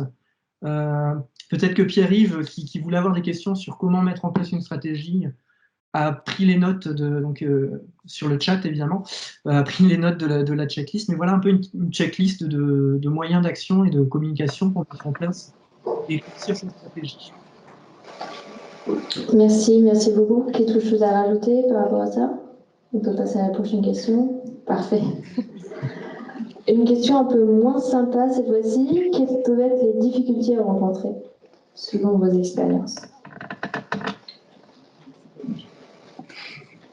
Les difficultés, elles peuvent être grandes, surtout après la checklist que tu viens de citer, Cyril. S'il y a à chaque point, il y a un petit peu de sable dans l'engrenage, ça va forcément être une difficulté. La première des difficultés, c'est souvent effectivement le budget qui est alloué. On a tous plein d'idées, plein de moyens qui sont mis en place, mais enfin la grande difficulté systématique, c'est quand même des questions d'argent et de déploiement. Ça force la créativité, effectivement, d'aller trouver des partenaires, d'aller trouver d'autres façons de faire, mais c'est quand même ça la grande difficulté. Je suis peut-être pas la meilleure personne pour vous parler des difficultés, puisque faisant partie d'une institution, on est quand même avec un budget constant, minime mais constant, et notamment face à la crise qui vient de se passer, on est quand même bien au chaud et bien content. Donc, la mairie d'Annecy, en fait, je vais parler des points positifs et des points négatifs, parce que c'est quand même difficile de ne parler que des difficultés. J'avais mis une diapo sur l'exposition du corps humain, qui est l'exposition qu'on présente maintenant.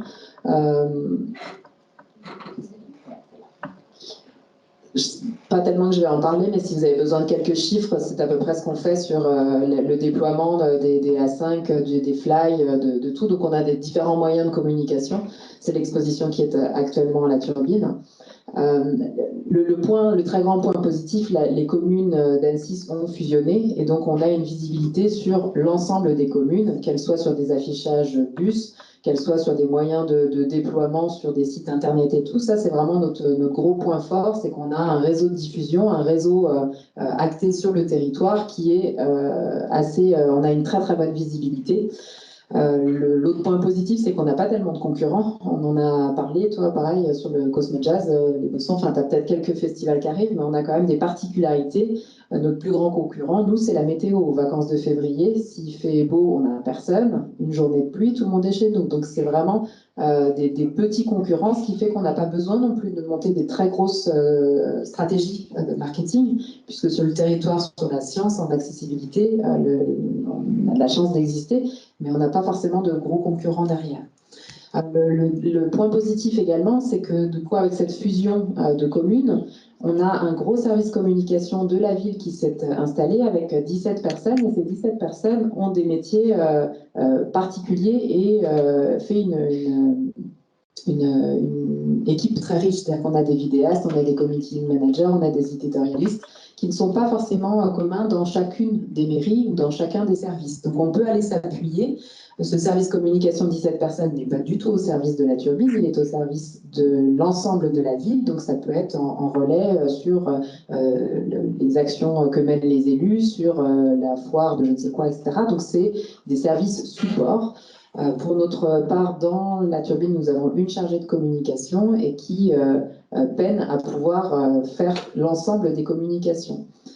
Sur les aspects négatifs, comme je le disais tout à l'heure, ça va être l'argent. Alors, ce n'est pas forcément les moyens. On a, nous, des propositions. Par exemple, on a une imprimerie en interne, donc qui va nous permettre de lever les coûts. On a des marchés publics, ce n'est pas toujours joyeux, mais ça permet quand même d'économiser un certain nombre de coûts. Ça va être au niveau du personnel, c'est-à-dire que si on a envie de développer des projets sympathiques sur des réseaux ou d'aller engager davantage les publics, eh ben, il nous faut du personnel qui va venir travailler ces publics, entretenir cela. Donc voilà, le point négatif moi, que je pourrais apporter sur mon cas un petit peu particulier, ça va vraiment être les besoins, le personnel, sachant qu'on a quand même aussi un répondant extraordinaire au niveau de nos publics qui nous suivent, quelles que soient les actions, parce qu'on n'a pas on a des actions de festivals, de nouveautés, d'événementiels, des choses qui se lancent, mais on a quand même un gros paquebot en fait qui suit son cours, et donc les gens, il y a beaucoup de personnes sur les expositions qui viennent, de grands-parents qui accompagnent leurs enfants pendant les vacances scolaires. Ils n'ont aucune idée de ce qu'ils viennent voir, mais ils savent que ça va être super et qu'ils viennent faire une expérience. Ils savent qu'on manipule, que ça va être sympa, que les petits-enfants et eux seront pris ensemble pour faire des expériences. Donc un peu ce que tu disais sur les 90% de personnes qui ne savent pas ce qu'ils vont écouter, qui reviennent pour ça.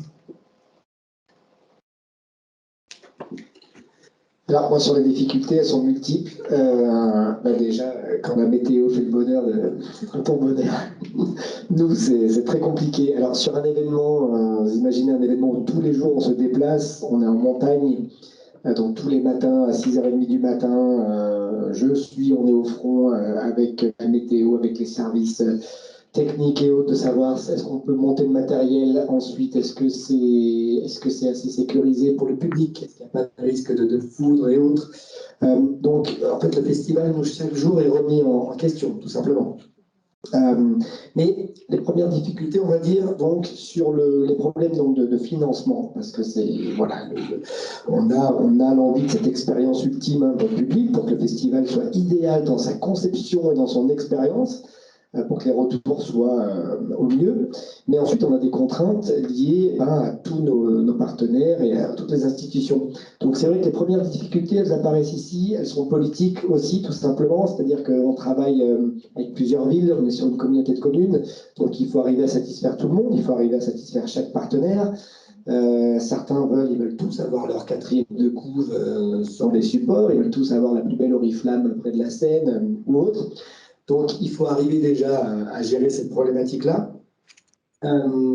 Et puis, en termes de, justement, l'expérience client, elle est quand même un peu spécifique à chacun. On n'a pas tous les mêmes goûts, les mêmes couleurs. Et ce qui est difficile quand on a une communication assez positive, qu'on essaye d'être sain, qu'on essaye d'être... tout d'un coup, on va nous attaquer pour une chose ou pour une autre, parce qu'on n'a pas le choix, parce qu'on ne peut pas être toujours à 100% parfait.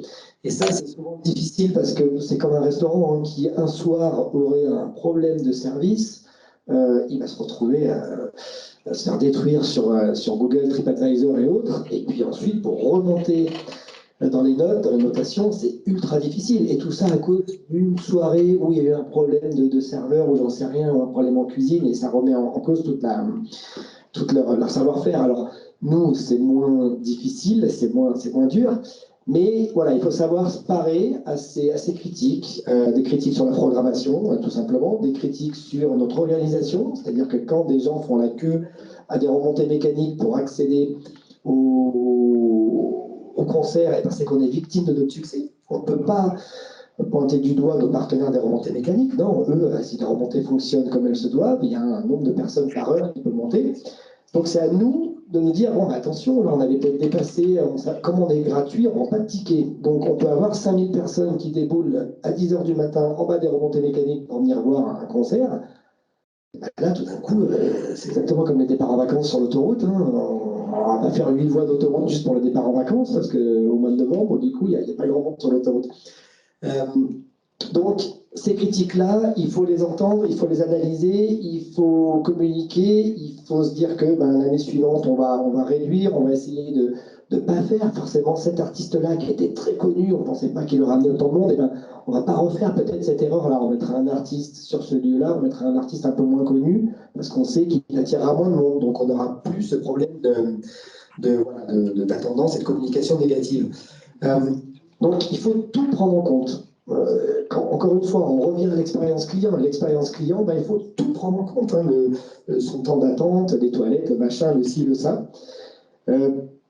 Voilà, financièrement, on en a parlé, c'est hélas, c'est le nerf de la guerre. Que puis-je dire d'autre sur les difficultés? Je vais dire aussi, voilà, par contre, l'aspect positif de ce qu'on vit, en ce moment en tout cas dans la région Haute-Savoie, c'est qu'on est quand même très bien aidé, on a été très bien aidé et soutenu par le département, la région aussi, nous Chamonix aussi.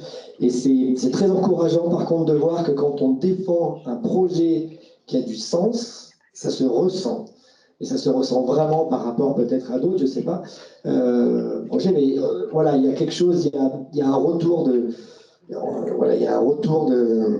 comment dire, à l'envoyeur. Hein, donc, du coup, les institutions, elles étaient là, peut-être modestement au début, mais elles sont là en cas de difficulté. Et c'est très appréciable de voir que le public aussi a envie de revenir et a envie de nous remotiver. Et c'est important, je dirais, dans la culture, de garder cette motivation. On vient de vivre 2 ans où, croyez-moi, que quand on est musicien, quand on produit des concerts, on ne le fait pas vraiment pour l'argent. Et c'est très facile de se démotiver quand on n'a plus le droit d'aller dans une salle, quand c'est ultra difficile de créer quoi que ce soit en extérieur et que tout doit s'annuler comme ça alors qu'on a essayé de remettre en place un événement. Et c'est très important d'avoir ce retour du public et votre retour. Au même titre que je dirais qu'on a tendance souvent à critiquer négativement, laisser des notes négatives justement sur des réseaux ou quoi, et pas forcément mettre les notes positives. Moi-même, je suis le premier exemple de ça. Je me dis, en fait, je critique jamais non plus sur les réseaux. Mais je me dis, tiens, quand c'est bien, il faudrait que je le dise. Il faudrait que j'encourage les gens à dire bravo à ce que vous faites, bravo à ce restaurant qui était super, bravo à cet hôtel avec votre accueil, bravo à vous pour l'organisation de cette masterclass. Donc voilà, c'était pour dire quand même, terminer sur un point positif, comme quoi voilà, quand il y a du sens dans ce que l'on fait et que le public le ressent, et ben, vos partenaires et les institutions le ressentent et normalement seront là pour vous. Il y a une petite chose, effectivement, c'est les pandémies qui m'y fait penser, que ce soit nos stratégies, que ce soit nos publics, que ce soit les difficultés, on sent qu'il y a un avant et un après. On ne communique plus de la même manière. Je sais plus, je crois que c'est Cyril qui disait aussi tout à l'heure, les gens ne réservent plus, enfin, on ne va pas du tout faire les mêmes choses, donc c'est un peu une nouveauté dans le secteur culturel, probablement comme dans toutes les industries, je ne sais pas, mais en tout cas chez nous, alors que c'était quand même relativement à volume constant, on sait qu'il va y avoir un avant et un après. Les budgets peuvent être alloués, mais c'est toujours un peu le mystère. On est plus sur une accélération et ça, c'est une des difficultés parce qu'il faut qu'on se réadapte et on ne sait pas encore vraiment vers où aller ou comment aller. On communique toujours aux personnes, on sait qu'elles seront présentes, mais plus du tout sur les mêmes délais, plus du tout de les mêmes façons. La communication à nouveau numérique a vraiment augmenté. L'exemple du Louvre, effectivement, pendant la pandémie, qui était de 40 000 visites sur le site par jour, qui est passé à 400 000, donc x 10. Évidemment, c'est moins, je ne sais pas quels sont les chiffres aujourd'hui, c'est moins que 400 000, mais il y a quand même eu toutes les personnes qui sont venues et qui ont créé ce lien et qui continuent quand même à regarder et à investir ces lieux-là. Donc, il y a en difficulté, on ne sait pas trop encore si c'est une difficulté, mais en tout cas, c'est une grande, grande nouveauté. Et ça a transformé notre système. Et on n'en est qu'au début. Et peut-être pour des institutions plus réactives, c'est facile. Pour nous, c'est quand même très compliqué dans les services parce que nos institutions n'ont pas forcément cette flexibilité ou cette réadaptation agile de pouvoir le faire. Cyril, peut-être un point rapide pour qu'on ait le temps d'aborder la dernière question qui vient peut-être un petit peu aborder ici. Oui, je pense que c'est important qu'on aborde la question du numérique. Donc très rapidement, moi, je verrai 2 difficultés rencontrées. Il y en a une que j'appellerais le solutionnisme. Moi, quand j'étais, puisque avant d'être à mon compte, j'étais en poste, on passait régulièrement la poste de mon bureau en me disant « je veux une affiche, je veux un flyer, je veux qu'on fasse ci sur Internet ou ça sur les réseaux sociaux ». Moi, je pense que ça, c'est une difficulté. Alors, petite boutade de communicant à programmateur, on avait une blague, c'était de dire quand la salle est pleine, c'est grâce à la prog, et quand la salle est vide, c'est de la faute à la com.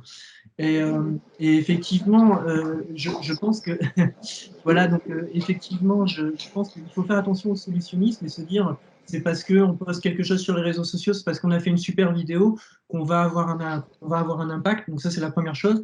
Et justement, la deuxième chose va dans ce sens-là. Je pense que c'est l'idée de vision partagée. Je reviens à cette idée de sens au sein de l'organisation et entre les salariés.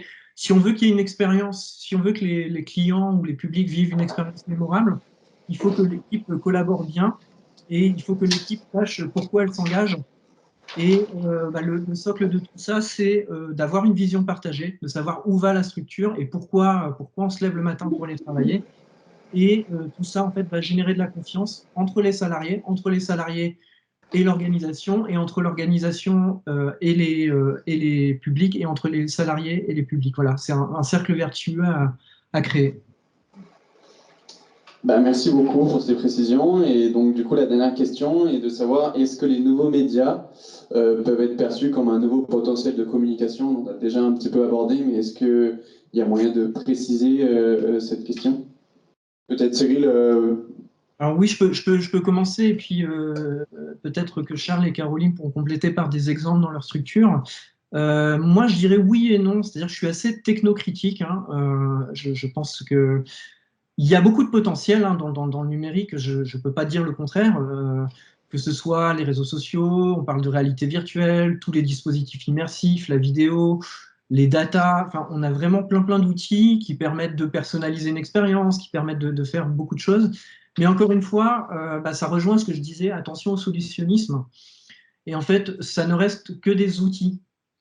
Et ces outils, ils doivent être utilisés une fois qu'on a répondu à un certain nombre de questions, notamment à qui on s'adresse. Je m'adresse à qui pour leur raconter quoi? Voilà, quelle histoire je vais raconter, et qu'est-ce que je veux transmettre. Et il est possible qu'en fait, ce ne soit pas le numérique l'outil adéquat pour ça. Et donc, du coup, je pense qu'il faut faire attention à ça aussi, voilà, toujours se poser ces questions. Je prends l'exemple des réseaux sociaux. Moi, je fais beaucoup d'audits du digital de structures, que ce soit dans le spectacle vivant ou dans le domaine du patrimoine. Et ce que je vois souvent, c'est que les réseaux sociaux sont utilisés comme un agenda ou un calendrier en ligne, alors que l'utilité, la vraie utilité des réseaux sociaux, ce serait d'établir une relation, de créer une communauté. Donc voilà, donc un exemple qui montre que voilà, le potentiel est à réfléchir. Je précise aussi que le numérique peut être un concurrent indirect des structures culturelles. Une fois qu'on a, on pourrait faire un sondage dans la salle qui devant Netflix, n'a pas eu la flemme de sortir de chez lui alors qu'il pleut et qu'il fait froid, et qu'il faudrait reprendre la voiture pour aller au théâtre. Voilà que celui qui n'a jamais fait ça me jette la première pierre. Et donc, je terminerai par rapport au numérique aussi en disant attention à la course à l'armement et à l'effet de mode, tout simplement parce que le numérique, on a tendance à l'oublier, doit être utilisé de manière parcimonieuse. Alors là, je parlais de développement durable, mais à un moment, il faut penser la durabilité de l'outil numérique. Le numérique est une ressource qui s'épuise, qui n'est pas durable. Voilà. Si vous regardez les dernières études, notamment de Green IT, je parlais du marketing qui doit prendre les paramètres et avoir une vision à long terme. Le numérique n'est pas une ressource durable, c'est une ressource qui s'épuise, et si on continue à utiliser le numérique au rythme actuel, c'est une ressource qui sera épuisée dans 30 ans. Voilà, donc je ne veux pas jouer les Cassandres, mais le numérique, quand on sait que 32 kg de matière sont utilisés pour créer une puce de 2 grammes pour un outil numérique, on peut aussi se poser des questions sur justement bien choisir les outils numériques qu'on va faire, et vraiment se poser la question de est-ce qu'on a besoin ou pas du numérique, et comment on va utiliser le numérique dans la durée également, et ne pas céder aux effets de mode, parce qu'actuellement, c'est le métaverse, on entend partout le métaverse, la réalité virtuelle, etc. Il y a sans doute des applications très intéressantes, mais moi, je dis qu'il faut toujours avoir ce recul par rapport au numérique et voir si c'est l'outil le plus adéquat pour son activité. Et c'est comme ça qu'on pourra avoir un travail durable sur le numérique. Merci beaucoup Cyril. Est-ce que rapidement vous avez des remarques à faire en plus pour qu'on ait un peu de temps d'échange avec le public? Oui, alors très rapidement, bien sûr que c'est un outil, ces nouveaux outils du moins auront toujours un potentiel de communication, mais je reviens vraiment sur ce que dit Cyril. Il faut prendre conscience aussi de ce que ça représente au point de vue environnemental. Donc, est-ce qu'on a vraiment besoin, quand je vois ils parlent du métaverse, il y a des gens qui vont dire ce serait génial d'avoir un Cosmo Jazz dans le métaverse. maintenant, ça serait aberrant en fait. Ça serait aberrant parce qu'on veut vivre du réel. Moi, je suis musicien, j'ai tourné dans le monde entier, j'ai fait du live et je me dis, mais quand je voyais pendant le confinement, en fait, tous ces musiciens qui créent du live, alors pour moi, c'était presque un problème d'ego de musicien, parce que je me dis, mais on se bat tous en tant que musicien contre Google, YouTube, qui rémunèrent mais très mal la création des musiciens. Je vous le dis, vous avez peut-être déjà entendu 1000 fois, mais je peux vous dire, hein, je crée de la musique, j'ai un label. Et quand je vois mes rapports Google, YouTube et Spotify, alors c'est des outils qui sont superbes, mais il faut prendre conscience, il faut qu'on arrive quand même à avoir conscience de l'impact que ça a. Et du coup, par rapport à notre projet culturel, se dire c'est peut-être un outil supplémentaire pour communiquer un peu mieux, mais quelle est sa valeur, quel est son impact? Et dans ce cas, ça ne sert à rien de faire des vidéos pour nous sur TikTok. Je veux dire, ça n'a aucun sens, à part consommer de l'énergie juste pour peut-être atteindre 10 000 personnes de plus. Donc voilà, je voulais juste dire ça, parce qu'après, tout s'adapte vraiment. Enfin, les outils sont tellement différents par rapport au mode de culture. Moi, je modère un petit peu, mais je n'ai pas le même rapport non plus. C'est effectivement des outils qui sont utilisés dans la communication. Je rejoins tout à fait votre point de vue. Ces outils-là sont très bons quand on arrive toujours à les mettre dans notre communauté, c'est-à-dire particulièrement pour les musées, de créer toujours cette interaction, cette histoire qui va se tisser avant, pendant, après, et que ces supports-là du numérique deviennent outils de médiation de contenu à faire. Merci beaucoup. Donc la masterclass est terminée, donc, enfin elle n'est pas vraiment terminée, mais maintenant on va passer aux questions-réponses et aux échanges avec le public. Donc on a... Juste avant les questions-réponses, je voulais savoir si on pouvait munir les personnes dans la salle d'un micro HF, que je puisse bien entendre les questions, parce que les premières questions, j'ai vraiment eu du mal à les entendre. Là, je vais me déplacer dans la salle. Donc, est-ce que quelqu'un a une question à poser, peut-être, monsieur? Ouais, j'ai une petite question pour revenir sur ce qui vient d'être dit. Est-ce qu'on ne peut pas considérer que le numérique est aussi une opportunité, une vraie opportunité pour une offre artistique d'être émergente, d'exister, d'accéder à une autre forme de marketing? Il y a des artistes aujourd'hui, que ce soit des street artistes, que ce soit des musiciens, qui sont fait connaître en direct leur public, qui ont créé leur propre clan, leur propre communauté, et qui ont eu la chance qui vont avoir la chance de rejoindre aujourd'hui un circuit plus classique et puis arriver dans une programmation comme celle du Cosmo Jazz.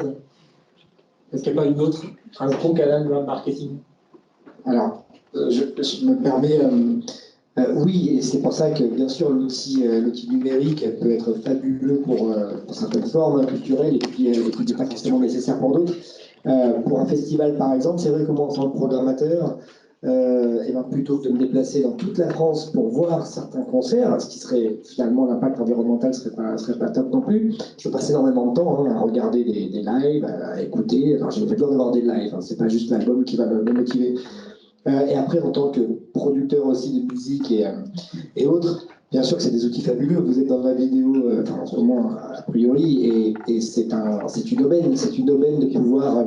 Quand MySpace a été créé, il y a plus de 20 ans, c'est d'ailleurs très drôle de voir que MySpace était devenu une révolution et MySpace a disparu. Tom de MySpace, je ne sais pas où il est. Cyril, si jamais tu sais, tu nous diras. Oui, ça existe toujours, hein, MySpace, mais oui, ça a perdu en vitesse. Si je sais... que les étudiants ne savent pas ce que c'est. Ah, vous ne connaissez pas MySpace? Il n'y a que nous, Alors, MySpace, il y a 20 ans, bah oui, c'est vrai que oui, pardon. Oui, c'est important. C'était Cyril, ou peut-être que si tu connais mieux que moi, peut-être Cyril, tu veux présenter MySpace ou... C'était un réseau social, surtout pour la musique, sur lequel voilà, on pouvait avoir un espace sur lequel on présentait ses morceaux. Je pense que ça parle à tout le monde, mais par exemple, un artiste comme Orelsan s'est fait connaître sur MySpace. C'était un outil à la fois où on pouvait poster ses morceaux et on pouvait chatter en direct avec les gens qui nous suivaient, qui aimaient bien notre musique également. YouTube, de Spotify et en réseau social, parce qu'en fait, vous pouviez poster des vidéos, vous pouviez poster vos morceaux sans être connu, sans être signé dans un label. Et en plus, il y avait une interaction avec votre audience en questions-réponses et autres. Et ça a été valorisé à je ne sais plus combien de centaines de millions avant que Facebook apparaisse, et c'était le futur pour tout le monde, notamment pour les artistes, et puis ça a disparu aussi vite que ça a été créé. Mais il existe aujourd'hui des alternatives à MySpace, comme Bandcamp par exemple, où il y a aussi Patreon qui permet de créer une communauté et de se faire rémunérer par sa communauté également. Enfin voilà, il y a d'autres outils. Simplement, moi, pour réagir à la question, on n'est pas en train de diaboliser le numérique, hein, c'est pas ça. Je pense que le numérique a plein d'utilités. Mais à un moment, il y a aussi plein de choses qui sont superflues dans le numérique, et c'est pour ça que se poser les questions au préalable avant d'investir le numérique, je pense que c'est important. Pour schématiser, si vous vous lancez sur le web sans avoir réfléchi à la fameuse checklist dont vous parlez, c'est un petit peu comme si vous mettez le toit de la maison sans avoir la charpente et les fondations. Donc voilà, c'est surtout ça l'image, moi, que je voudrais que vous ayez, c'est de réfléchir à ce qu'on va aller faire sur le numérique. Je ne dis pas de ne pas utiliser le numérique, mais de réfléchir à comment on va utiliser le numérique de manière durable et de manière ciblée et de manière efficace aussi. Parce qu'on peut perdre beaucoup de temps sur le numérique et ça peut être un motif de découragement aussi. Parce que aujourd'hui, par exemple, sur Facebook, si vous n'avez pas de budget pour faire de la publicité, c'est très compliqué de percer. Hein. Sur une page Facebook, si je suis bien un jour et je contrôle des collègues de produits à la conférence, quand vous postez quelque chose sur votre page Facebook, vous touchez seulement 7% de votre auditoire si vous ne mettez pas de la publicité. Voilà un petit peu le principe de l'algorithme de Facebook. Et donc, du coup, à un moment, c'est de réfléchir comment je fais pour être visible, pour être efficace, ou aussi comment je crée mes propres moyens de diffusion ou mon propre univers sur le web. D'accord, merci. La réponse vous convient? Ok, très bien. On a une question qui vient du web, de la visioconférence. Tout à fait. Excusez-moi, des internautes, excusez-moi.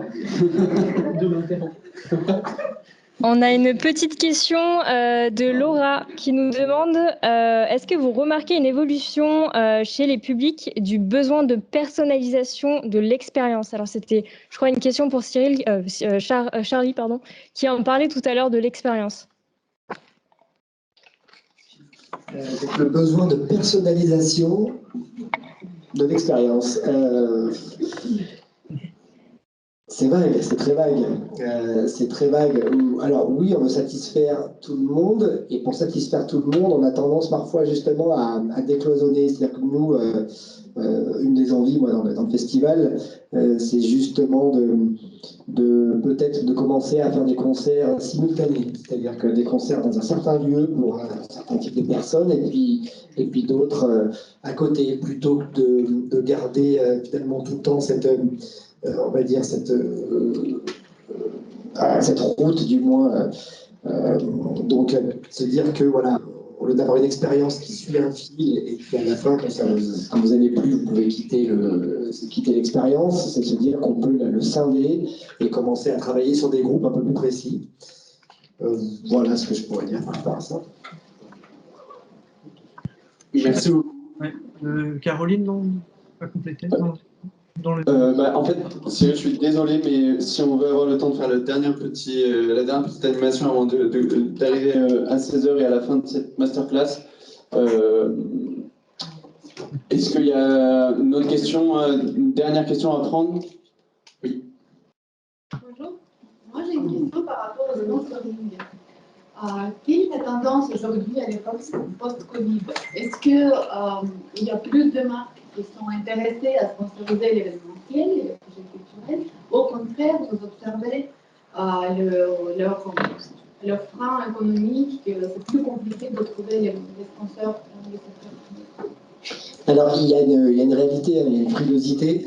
On a eu une année où les marques, on était là quand le Covid est arrivé au mois de mars, tout le monde y a cru, donc il y a eu certaines annulations, il y a eu des déplacements, il y a eu des reports, tout simplement. Donc les marques étaient là, on dit si, on va continuer à vous soutenir. Et puis en 2021 aussi, un an après, il y a encore eu des annulations, il y a eu des contraintes. Donc l'impact pour ces marques a été diminué complètement. Donc la valorisation, en fait, quand on travaille avec des sponsors, on travaille on travaille en termes de valorisation. C'est-à-dire qu'on va proposer, nous, la valorisation, ça va être de l'image, ça va être du contenu qu'ils vont pouvoir eux partager, ça va être la visibilité sur place. Donc là, il y a eu un changement déjà dans cette valorisation. C'est-à-dire que si ce n'était pas sur place, parfois justement le numérique a aidé finalement à atteindre du moins un auditoire.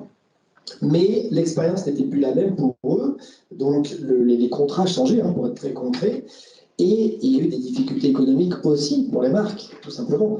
Les confinements successifs, les couvre-feux et autres ont fait que y en a beaucoup qui ont diminué, et donc c'est souvent les premiers budgets qui partent, c'est ceux de la culture, pour ces marques privées.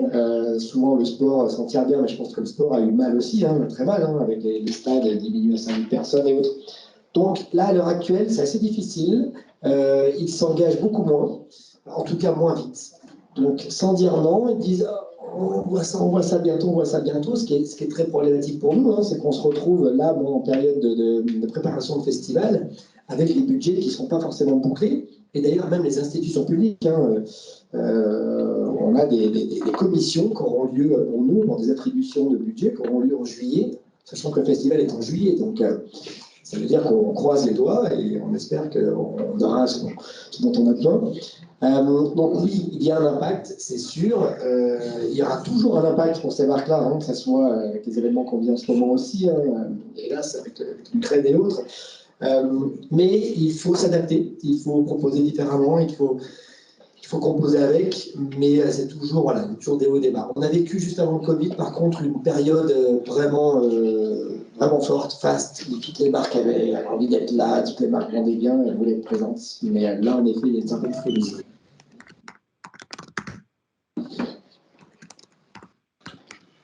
Merci pour cette réponse. Malheureusement, on arrive à la fin de cette masterclass, donc nous vous remercions tous pour votre attention et puis nous remercions grandement les intervenants. On n'aura malheureusement pas le temps de faire ce chaos, ou alors, si ça ne vous dérange pas de finir 2 minutes plus tard, c'est juste pour voir qu'est-ce que vous avez retenu de cette masterclass, voir la différence avec ce que vous saviez avant, vos préjugés et ce que vous avez retenu de cette intervention. Donc on peut, si vous voulez bien, dépasser de quelques minutes le temps, je pense.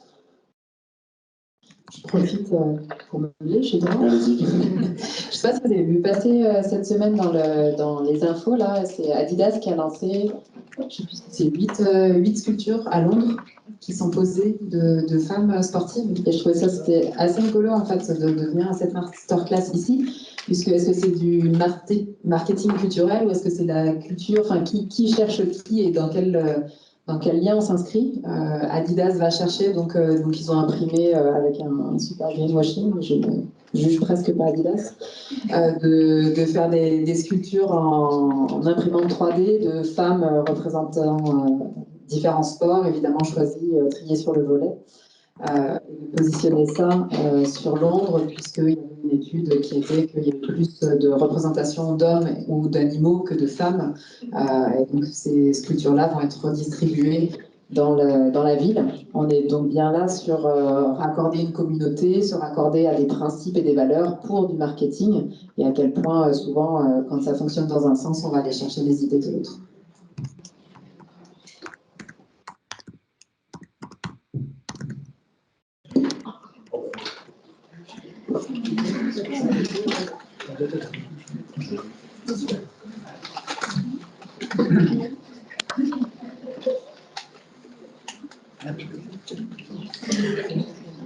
Moi, je vois pas l'écran. C'est possible. Non, dans le sens. Dans le sens. Non, très bien. Merci.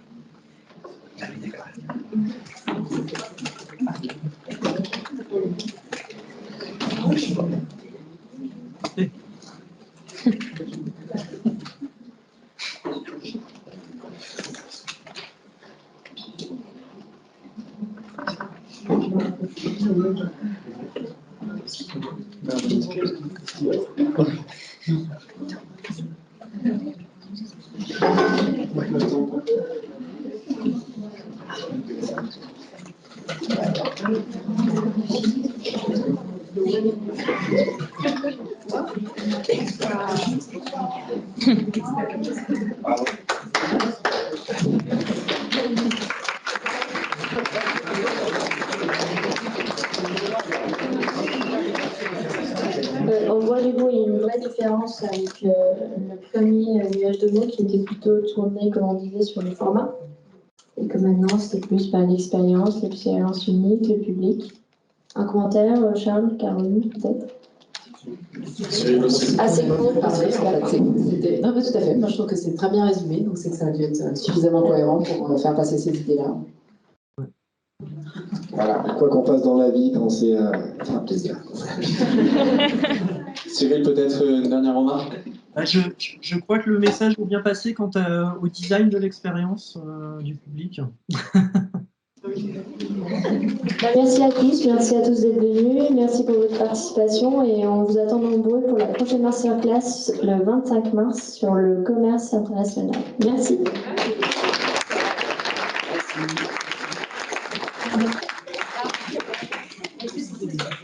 Ouais, moi, c'était juste pour remercier et féliciter les étudiants qui ont mis en place cette masterclass, parce que c'est vraiment très très bien organisé. Je pense que c'est eux qui méritent l'applaudissement. Merci, c'est gentil.